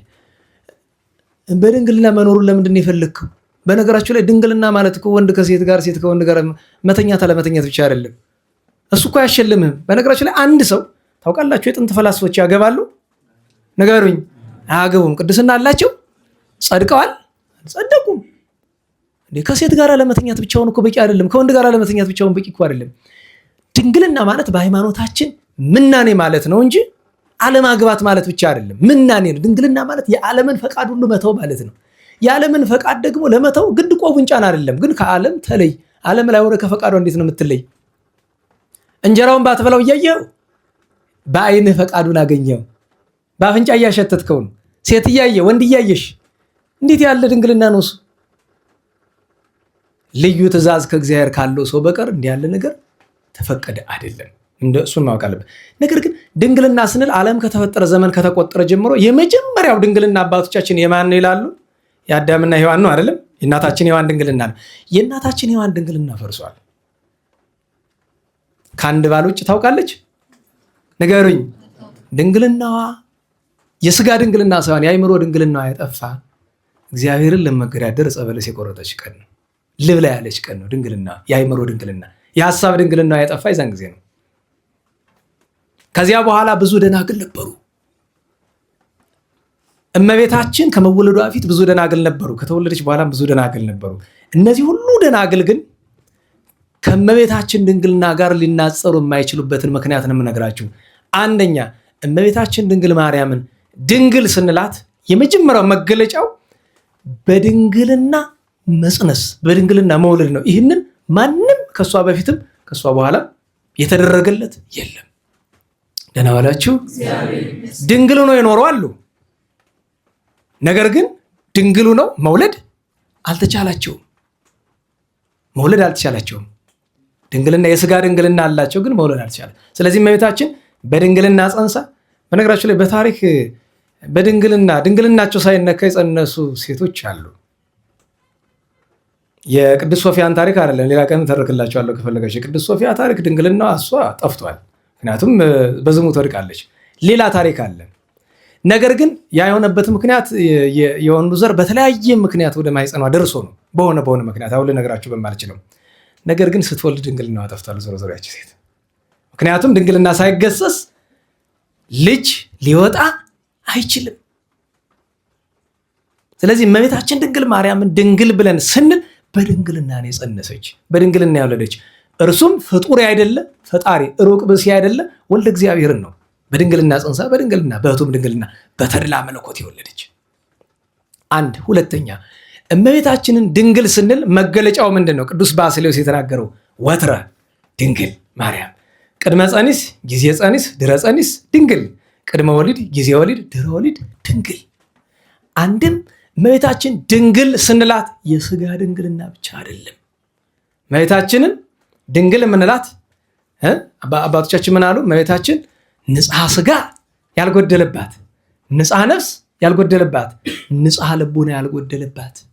እነዚህ ሶስቱ ያሉት በአንድነት ከቶሆኑ ከፍጥረት ወገን አልተገኘም። አንድም እመቤታችን ድንግል ስንላት በሐልዮ ከሚመጣ ነገር ሁሉ ድንግል፣ በነቢብ ከሚደረግ ነገር በሙሉ ድንግል፣ በገቢር ከሚሰራ ኃጢአት ሁሉ ድንግል ናት። ስለዚህ ድንግል ጸንሳለች ሲባል እንዲያ ነው። ሌላ መገለጫው ደግሞ ድንግል ብለን ስንል አንዲት ሴት ድንግል እስከሆነች ድረስ ወተት ከጡቷ ልታመነጭ አይቻላትም። እመቤታችን ግን ሀሊበ ድንጋሌን አስገኝታለች። ድንግል ናሁ ድንግል ትጸንስ አለ። መጽነሷ እንዴት ነው? በብስራተ መልአክ ከመንህብ ዘም ቃል ንባብ እንደሚለው እንደ ንብ።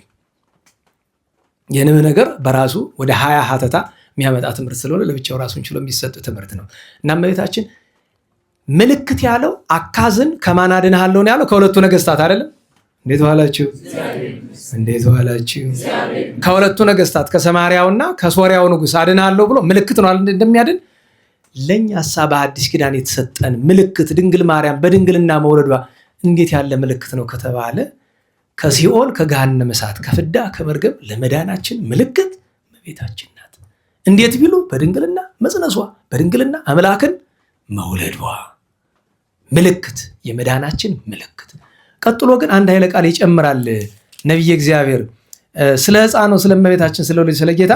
ሕፃኑ ክፉን ለመጥል አንድ የዘለለው ነገር አለ። ስሙን አማኑኤል ትለዋለች። ቅዱስ ሳዊሮስ ታላቁ ሊቅ ምን ይላል? ወዝ ስም አብይ ጥቀ አለ። ደህና ዋላችሁ። ይሄ ስም ምንድን ነው አለ? ገናና ነው። አማኑኤል የሚለው ስም ገና ነው። አብይ ጥቀ ወይደሉ ፈሊጦቱ ሊከፍሉት አይገባም። ክርስቶስ የሚለው አማኑኤል የሚለው ስም ከሁለት አካል አንድ አካል፣ ከሁለት ባህሪ አንድ ባህሪ፣ እግዚአብሔር ብቻም ያይደለ ሰው ብቻም ያይደለ፣ ከሁለት አካል አንድ አካል፣ ከሁለት ባህሪ አንድ ባህሪ ቢሆን የተጠራበት እግዚአብሔር ምስሌነ ረቂቅ ነገር ነው። በነገራችሁ ላይ አማኑኤል ማለት እንደው አንድ ሰው ምን ብሎ ጠየቀኝ፣ አማኑኤል ብለን ለልጃችን ስም ስናወጣ አንተ አይሆንም ማልክ፣ ካህናትን ስንጠይቅ ግን አንዳንዶቹ ምን ችግር አለው? አማኑኤል ማለት እኮ እግዚአብሔር ከኛ ጋር ሆነ ማለት ነው። ማውጣቱ ችግር የለውም። አንዳንዱ ሰው ግን በሽተኛ ነው ልበል። እንዴት ዋላችሁ? እንዴት ዋላችሁ? እግዚአብሔር ምን ማለት ነው? የዓለማት ጌታ ማለት ነው አይደለም? ስለዚህ እግዚአብሔር ለማውጣት ትርጉም ነግረው አይደል አውጡ ያሏቸው። እኛም ትርጉም ነግረን እግዚአብሔር ብላችሁ አውጡ እንበላቸው። ኢየሱስ ምን ማለት ነው? መድኃኒት ማለት ነው። ስለዚህ ኢየሱስ ብላችሁ አውጡ እንበል። አንዳንድ ሰው ግን እውነቴ በሽተኛ ነው። እውነቴ ነው ማለት ይሆናል አይደለም። አንዳንድ የበሽታ ክፋቱ ምን ይመስላችኋል? በሽተኛው እንደ እብድ ማለት ነው። እብድ በነገራችሁ እብድ መሆኑን ያውቃል። ቢያውቅማ እብድ አይደለም። እንደዛ ማለት እኮ ነው። አንዳንዱ ማሳሰው ዝም ብሎ በቃ እንደ እብደት ይመስለኛል። ችግር የለውም አማኑኤል ብላችሁ ኧረ ደጋግ ሊቃውንትማ ሊቃውንት እንኳን የፈጣሪና የእመቤታችንን ስም አልኳችሁ የመላእክ ስም አትስጡ ብሎ ይቃወሙ የለ አልነገርኳችሁ በዚህ በፊት? እንደውም እኮ መንፈስ ቅዱስ ሲረዳ ነግራችኋለሁ። አንዲት ሴት ይዛ መጣች። የሕፃን ማን ነው ስም አሏት። ሩፋኤል አለች። አመጣው። እስቲ ጥያቄ ልጠይቅሽ አላት። እሺ ይሄን እንትኑን ተነክቶ እናንተ የኛው ላይ ሪከርድ እያደረገ ኦፍ ስዊች ኦፍ ሊሆን ማለት ነው። ለዛ ነው ውይ ያለ እንደዚህ ስዊች ኦፍ ሰምቼ አላውቅም። ለምን ስራ ላይ እያለ ስልክ አጥፍቼ አላውቅምና። እንዴት ዋላችሁ? እና እስቲ ጥያቄ ልጠይቅሽ። መጀመሪያ ስሙን ዘሩፋኤል በዩ አሏት። ሩፋኤል ምን ችግር አለው? ጥሩ ስም አይደል አለች። አይ ይሄ ሕፃን ይበላል አይበላም? ይበላል እንጂ በልቶ ጠጥቶ ኋላ ሆዱ ሞልቶ ትንሽ ቆይቶ የት ነው የሚሄድ? መዘዳጃ ቤት። እና እዛ ደግሞ ጎረቤት ይመጣና አንቺ ወይዘሮ ገሊያ ቤት ሩፋኤል የት ሂዶ ነው ሲልሽ የት ነው የምትይው? ሽንት ቤት። ኧረ አሏት። ኧረ እውነትዎትና ያደላቸው ይህን ያክል የቅዱሳንን ስም ያከብራሉ። አንዳንዱ ደግሞ ምን ይላል? ጊዮርጊስ ብለህ ስም ማውጣት አትችልም። ደግሞ ተቃራኒው ድርቅ ብሎ ታው እንጂ አብርሃም ተብሎ ዮሐንስ ተብሎ ስም ሲወጣ ዝም ብለህ ቆይተህ ጊዮርጊስ ላይ ምን ነው? ለምን ቅዱስ ጊዮርጊስን አባታችን አብርሃም ቅዱስ ዮሐንስ ወልደ ነጎድጓድ ይበልጡታል ማዕረግ ከሆነ ረዳ ገባን። መርቆሬዎስ አትበል። ታው እንጂ ዮሐንስ ሲባል ዝም ብለህ መርቆሬዎስ አትበል ይባላል። መርቆሬዎስ ተብሎ ስም ይወጣል። ጊዮርጊስ ተብሎ ስም ይወጣል። አዎ እንዲያውም ጥሩ ነው ለማቆላመጥ ስለማይመች። የዘመን ስም የቸገረን እሱ አይደለ? የማይቆላመጥ ስም እኮ ነው ማውጣት፣ የማይቆረጥ ስም። መርቆሬዎስ መቆረጥ ይችላል። መርቆራ ይባላል አይደል? አልተቆረጠም። የተፈጥሮ ስሙን አልለቀቀም። ልክ ጳውሎስን ጳውሊ፣ እንጦንስን እንጦኒ እንደማለት ነው መርቆራ። ጊዮርጊስንም ስን ብትቆርጠውም ችግር የለውም። ግን እንደዛ ብላችሁ ጥሩ ማለት አይደለም። ግን ጊዮርጊ ሊለው ይችላል። ነናላችሁ ገአርጊ የሚባል ስም አታውቁም? በቅብጥ ቋንቋ እኮ ጊዮርጊስ ነው ገአርጊ ማለት። አጥና በዛው ያዝ፣ ተጽፎ አታገኘውም አንዳንዱን ነገር። እንዴት ዋላችሁ? እና ይሄ ስም ገናና ነው። አማኑኤል የሚለው አማኑኤል እግዚአብሔር ከኛ ጋር ነው። ከኛ ጋር ነው ማለት ትርጉም ይገባቸዋል። በነገራችን ላይ ምን ያህል እንዳከበረን ስጋችንን ተዋህዶ ባህሪያችንን ከመቤታችን የነሳውን ስጋ የባህሪ አምላክ እኮ ነው ያደረገው። በዘባነ ኪሩብ ነው ያስቀመጠው እኮ። ከኛ የነሳው ስጋ እኮ አርባዕቱ እንስሳ ኪሩቤል ካህናተ ሰማይ ነገደ መላእክቱ ይሰግዱለታል እኮ። ከኛ የነሳውን ስጋ በተዋህዶ አምላክ ወልደ አብ ወልደ ማርያም አማኑኤል ፈጣሪያችን እንዲያን ያከበረንም። ኋላ ቀጥሎ ግን ምን አለ? ሕፃኑ ክፉን ለመጥላት መልካሙን ለመምረጥ ሳያውቅ ቅቤና ማር ይበላል ብሎ አለ። አሁን ለጌታችን እንዴት አድርገን ተርጉሞ ይመስላችኋል? ቅቤና ማር ይበላል። ዘንበለ ያይምር ሰምዐ አቡሁ እሙ የሚል በሌላ አንቀጽ ይገኛል። አባቶቻችን ክፉን ለመጥላት መልካሙን ለመውደድ ብሎ ያሉ ጌታችን ሕፃን ሆኖ እንደ ሕፃን ነው እንጂ እንደ ትልቅ ሰው አይደለም። ለምን? የሰውነትን ስርዓት ሁሉ ስለፈጸመ እንደ ሕፃን ነው። እና አባቶች ምን አሉ? እመቤታችን ጌታን ማርና ቅቤ በሕፃናት ልማድ አቅምሰዋለች። ሕፃናት ማርና ቅቤ ይበሉ የለ ሰጣቸው የለ እንደዚያ አቅምሰዋለች። በልማድ ሕፃናት አሉ። ምስጢሩ ግን ማርና ቅቤ ማለት ብሉይ ሐዲስ ገንዘቦቹ ናቸው። ማር የተባለ ብሉይ ነው፣ ወተት የተባለ ሐዲስ ነው። እንዴት ቢሉ ማር ሲነኩት እየተመገባችሁት እጃችሁ ሲነካ ያጣብቃል አይደለም? ለማያውቀው ሰው ታጥቦ የማይለቅ ይመስላል። ሲታጠቡት ምሽክ ባንድ ጊዜ ልቅቅ። ቅቤ ግን ስትነኩት ለስላሳ ነው አይደለም? የሚለቅ ይመስላል። ሲታጠቡት ይለቃል። በዚያ ነው ኦሪት ስትሰራ ብሉይ የምታልፋት አትመስልም ነበር። ጌታ መጥቶ ወንጌልን ሰርቶ እለፊ ብላት አለፈች። ወንጌል ስትሰራ ለአይሁድ የምትጠፋ መስሏቸው ነበረ። አይደለም፣ ለዘላለም የምትኖር ሕግ ናት። እና ማርና ቅቤ ማለት ብሉይ ሐዲስ ገንዘቡ ናቸው ስለማለት ነው። እግዚአብሔር መድኃኔዓለም ከነቢዩ ከትንቢቱ ከእመቤታችን በረከት ያሳድርብን። ሰዓቱ ሄዶብናል። ስለዚህ በአጭር ታምሯን ስለተነጋገርነ መልክአ ውዳሴን በአጭር ተርጉመን እንጨርሳለን። እንግዲህ ያው ተረድታችኋል አይደለም? እነሆ ድንግል በድንግልና ጸንሳለች፣ ወንድ ልጅም ትወልዳለች፣ ስሙንም አማኑኤል ትለዋለች ያለው አጭር ትንሽ መግቢያ ሀተታ ያክል ነው እንጂ ስለ እመቤታችን ክብር በቃለ ኢሳይያስ ከዚህም በላይ የተገባ ነበረ። ደረቅ ሐዲስ ነው እንዳትረሱ። ትናንት የረቡዕ ውዳሴ ማርያም ጀምረን ነበር አይደለም? አዎ እንቀጥል ካቆምንበት። እንዲሁ በጥሬ ዘር እንሄድ። የአቢ ክብርኪን ተመልክተናል። በተለይ እናንተ ታስታውሳላችሁ። እሺ ሕዝቅኤል ነቢይ በእንቲአኪ ዘይብል ጸርሃ መልክአ ውዳሴ ነው፣ የረቡዕ ነው። ነቢዩ ሕዝቅኤል ስላንቺ እንዲህ ሲል አሰምቶ ተናገረ፣ መልሶ ተናገረ። ጸርሃ አለውን ሪኮተ በምስራቅ በኩል በር ደጃየው ዝህቱ መናስግቲሃ ደጆቿ የተቆለፉ የተዘጉ አየው። ይኸውም ማኅተመ ድንግልናዋ ነው። ማርያም ድንግል እንተ ትሰረገው ንጽሐ ንጽህናን እንደ ልብስ እንደ ጌጥ የምትለብሽ ድንግል ማርያም ሆይ በዝክረ ስምኪ እትፌሳህ ፍስሐ ስምሽን በመጥራት ደስ ይለኛል። መጽሐፍ የሌለ ጸዎ ስምኪ ያነስ ዘወድቀ ማይለት ጽጌ ኃጥአኒ ሬሲ ጻድቀ አይደል?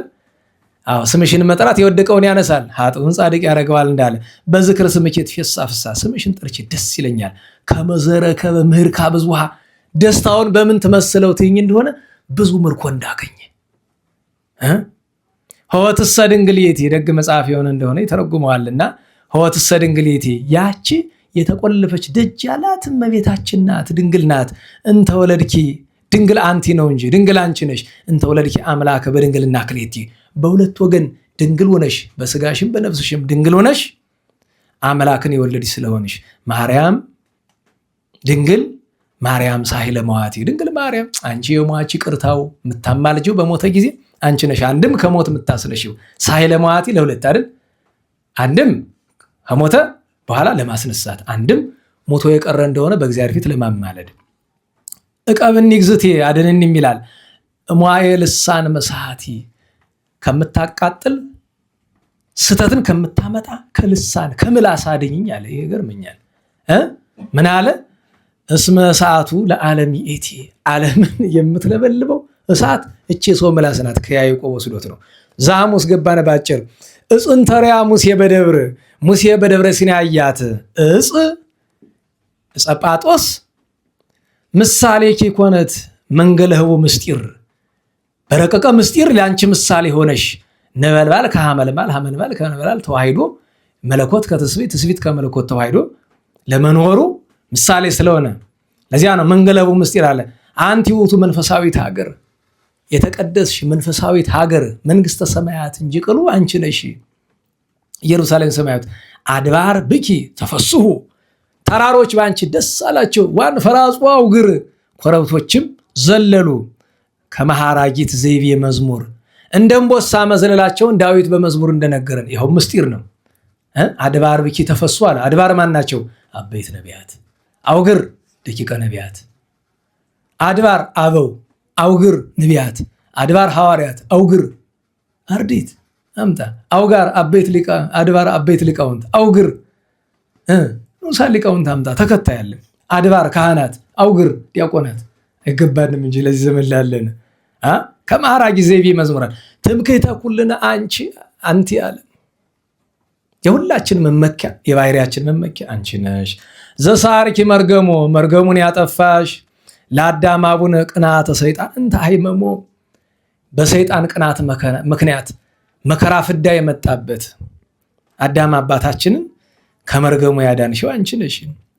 ማርያም አበው ማርያም ቀናንሞ አበሞ ቀናንሞ እናን ተረጉመው ስመ መዓዛ ስመ ሽቱ ነው አይደለም እናላችሁ። እመቤቴ አንቺ አበሞ አንቺ ቀናንሞ ማለትም መዓዛሽ እንዲያ የተወደደ ነው ማለት ነው።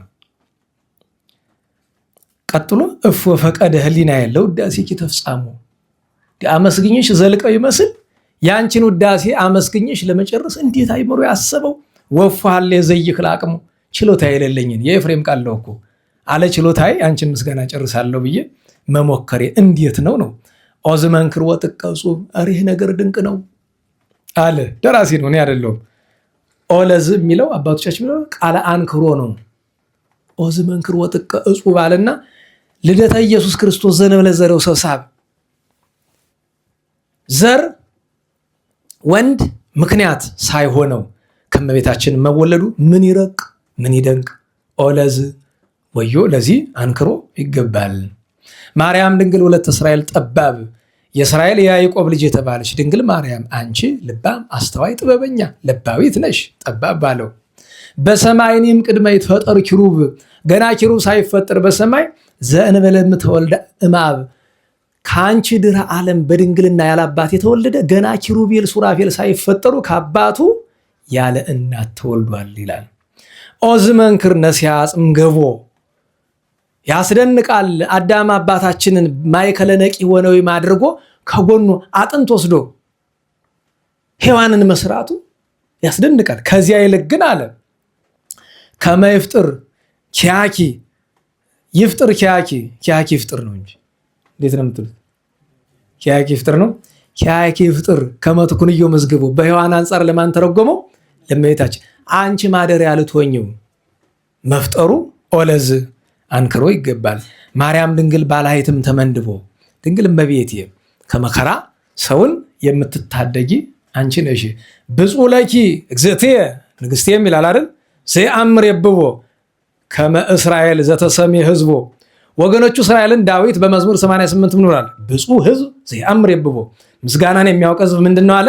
ምስጉን ነው። ለአንቺ መዘመር መመስገን የሚያውቅ ህዝብ ምስጉን ነው እንደ እስራኤል ይላል።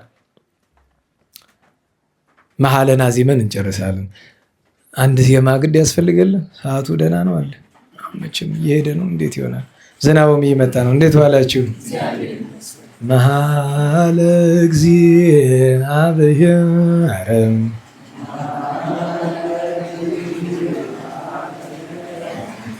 ለዳዊት ፍቁሩ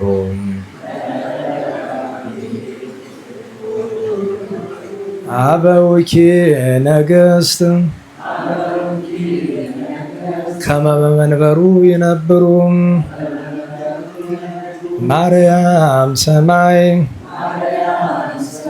ለእግዚአብሔር ሀገሩ ነቢያት በእንቲአኪ ሰላመ ነጋሩ ወሐዋርያት ምስሌሆሙ ሀብሩ መሐለ እግዚአብሔር ለዳዊት ፍቁሩ እግዚአብሔር ለወዳጁ ለዳዊት በእውነት ማለ። አበዊኪ ነገሥት ከመ በመንበሩ ይነብሩ አባቶች ነገሥታት በሙሉ በዙፋኑ እንዲኖሩ አለና ማርያም ሰማይ እመቤቴ አንቺን ሰማይ ዳግሚት እንልሻለን። ለእግዚአብሔር ማሂደሩ የእግዚአብሔር ማደሪያ ይሆንሽ። ነቢያት በእንቲአኪ ሰላመ ነገሩ ነቢያት ስላንቺ ፍቅር አንድነት ተናገሩ። አምላክን ትወልዳለች በድንግልና ትወልዳለች አለ ለዓለም መዳን ምክንያት ትሆናለች ብሎ ነቢያት ስላንቺ ሰላመ ነገሩ ፍቅርን ትንቢትን ተናገሩ። ወሐዋርያት ምስሌሆሙ ሀበሩ ነቢያት ትወልዳለች በድንግልና ለዓለም መዳን ምክንያት ትሆናለች ብለው ትንቢት ተናገሩ። ወሐዋርያት ምስሌሆሙ ሀበሩ ሐዋርያት ደግሞ ወለደችው ብለው ሰዓት ሄደ እንጂ ሐዋርያት እመቤታችን ምን እንዳሏት እንነጋገር ነበር ወይ ነገ አስታውሰን እናወሳለን። የደራሲው የድርሰቱ በረከት ይደርብን፣ የእመቤታችን ጣዕመ ፍቅሯ ይደርብን። ስብሐት ለእግዚአብሔር ልዑል። ነገ ስንክሳር አልዓዛር ሰሎሜና ልጆቹን ሰምታችኋል አይደለም? ቅዱስ አሞንን ዳጋ እስጢፋኖስን የመሰረቱት ታላቁ ጻድቅ አቡነ ይሩታ አምላክ ነገ ዕረፍታቸው ነው። በደብረ ሊባኖስ ከተሾሙ ቅዱሳን መምህራን የእመቤቴ ወዳጅ አባታችን ቅዱስ ዮሐንስ ዘስውርም ነገ ዕረፍታቸው ነው እና ክብር ስብሐት ለእግዚአብሔር ልዑል ወለወላዲቱ ድንግል ወለመስቀሉ ክቡር ዕፀ ሣህል አሜን።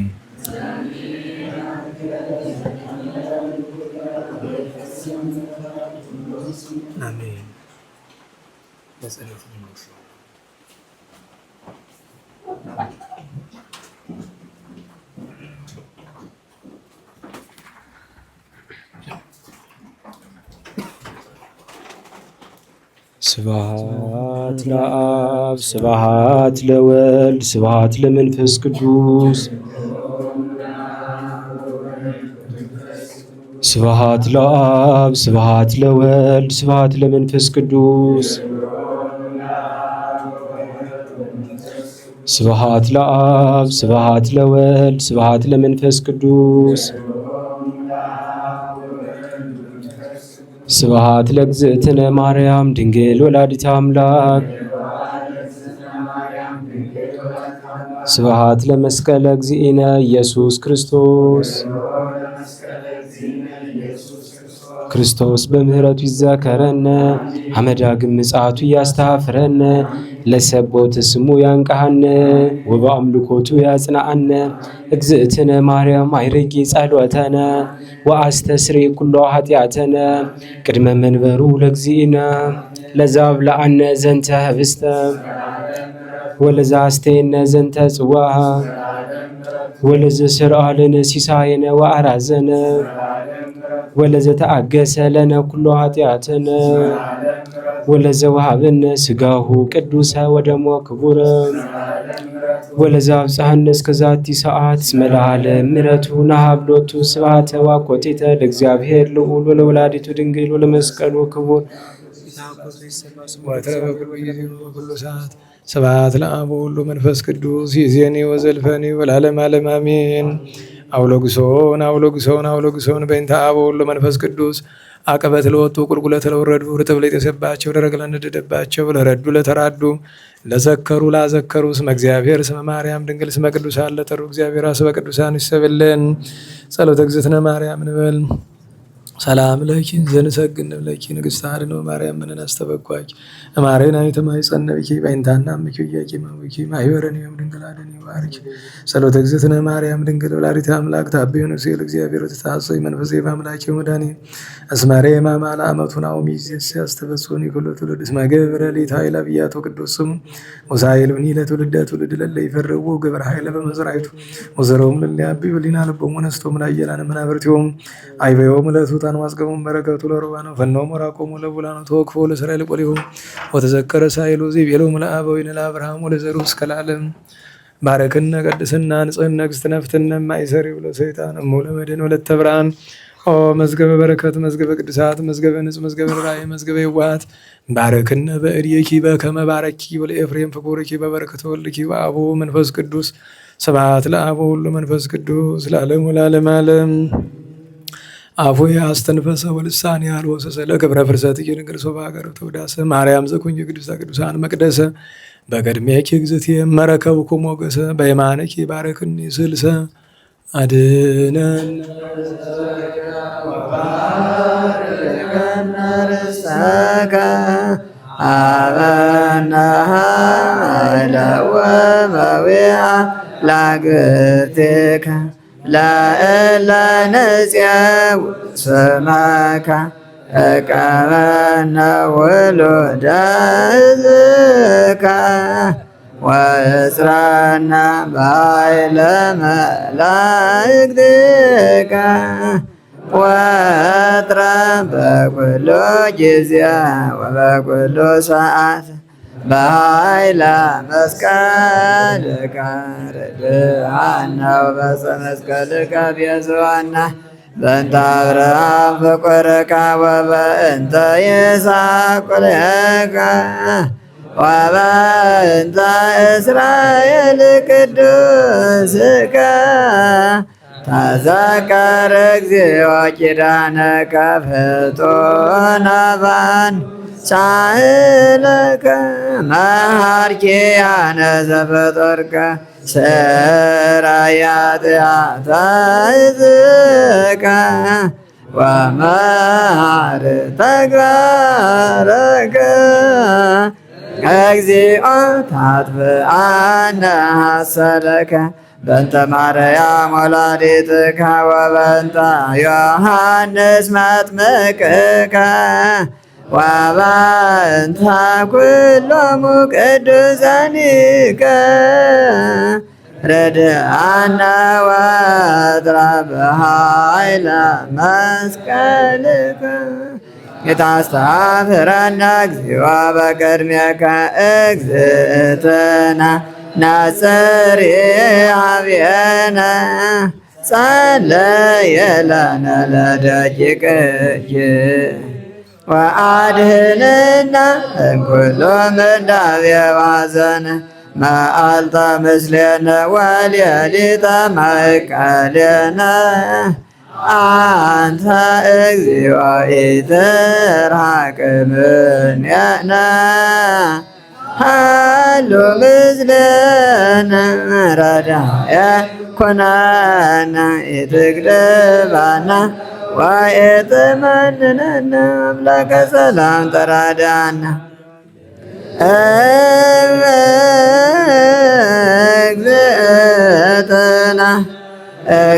እግዝእትነ ናጽሪ ኀቤነ ሰላመ ወልድኪ ሃሎ ምስሌነ ኢትግድበና ኢትግድበና ወኢትመንነነ አምላከ ሰላም ተራድአነ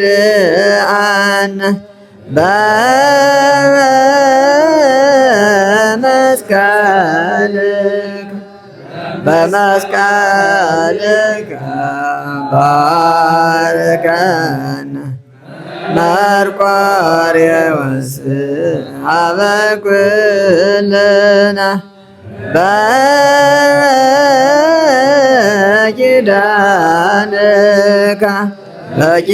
በኪዳንከ ተማፀነ አብየ እግዚእ አበኩልና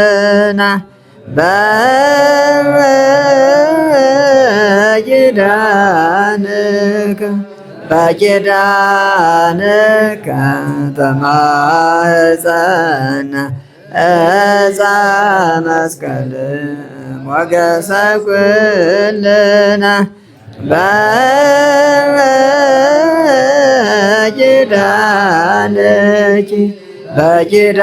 በኪዳንኪ ተማፀነ ወላዲተ አምላክ ቸሩ መድኃኔዓለም ፈጣሪያችን በሰላም አስጀምሮ በሰላም ያስፈጸመን ቅዱስ ስሙ የተመሰገነ ይሁን። ሀገራችንን ቤተክርስቲያንን ከመከራ ሁሉ ይጠብቅልን። የእመቤታችን ወላዲተ አምላክ ጣዕመ ፍቅሯን የጽንሰቷ የፍልሰቷ የእርገቷን በረከት ያሳድርብን። ከብርሃነ ትንሣኤዋ በቸር ያድርሰን። ጦሙን ተረፈ ዘመኑን ተረፈ ክረምቱን የተባረከ ያድርግልን። ጾመ ለማበረከት ያብቃን። የሞቱ ወገኖቻችን ነፍሳቸውን ያጸድቅልን። የመምህራችን የገብረ ኪዳን ወንድማችን ፍቅረ ሥላሴ ወገኖቻችን ነፍስ ሁሉ በአብርሃም በይስሐቅ በያዕቆብ አጠገብ ያኖረልን። ለጸሎት ስትቆሙ አስቡን የሚሉ ወገኖቻችን ሁሉ በየስማቸው በቸርነቱ ቸሩ መድኃኔዓለም ያስብልን። ሰላም በዋለን ቸርነቱ ሰላም ያሳድረን። አቡነ ዘበሰማያት እንበል። ይትቀደስ ስምከ ትምጻእ መንግሥትከ ወይኩን ፈቃድከ በከመ በሰማይ ከማሁ በምድር ሲሳየን ዘለለ ዕለትነ ሀበነ ዮም ህድግ ለነ አበሳነ ከመ ንሕነኒ ንህድግ ለዘአበሰ ለነ ኢታብአነ እግዚኦ ውስተ መንሱት አላ አድኅነነ ወባልሐነ እምኩሉ እኩይ እስመ ዚአከ ይእቲ መንግሥት ኃይለ ስብሐት ለዓለመ ዓለም። በሰላመ ቅዱስ ገብርኤል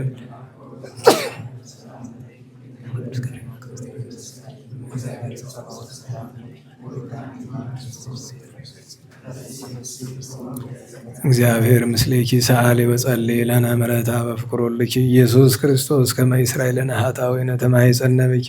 ስብሐት ለአብ ስብሐት ለወልድ ስብሐት ለመንፈስ ቅዱስ ይእዜኒ ወዘልፈኒ ወለዓለመ ዓለም አሜን።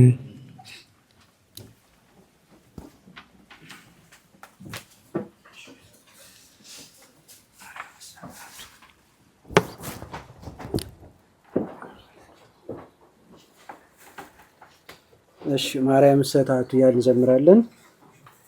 በእግዚአብሔር ስም እንዘምር። ማርያም ሰታቱ እንተ ካት ውስተ ከርሱ ለአዳም ከመ ባሕረ የጸአዳ ማርያም ሰታቱ እንተ ካት ውስተ ከርሱ ለአዳም ከመ ባሕረ የጸአዳ እስመ በእንቲአሃ ወበእንተ አዝማዲሃ ተሰቀልኩ ዲበ ዕፀ ይቤ መድኃኔዓለም እስመ በእንቲአሃ ወበእንተ አዝማዲሃ ተሰቀልኩ ዲበ ዕፀ ይቤ መድኃኔዓለም። አሜን። ፍቅሩ አይደርብን።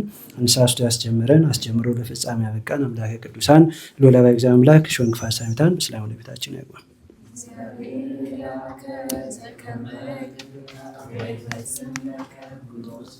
አሜን።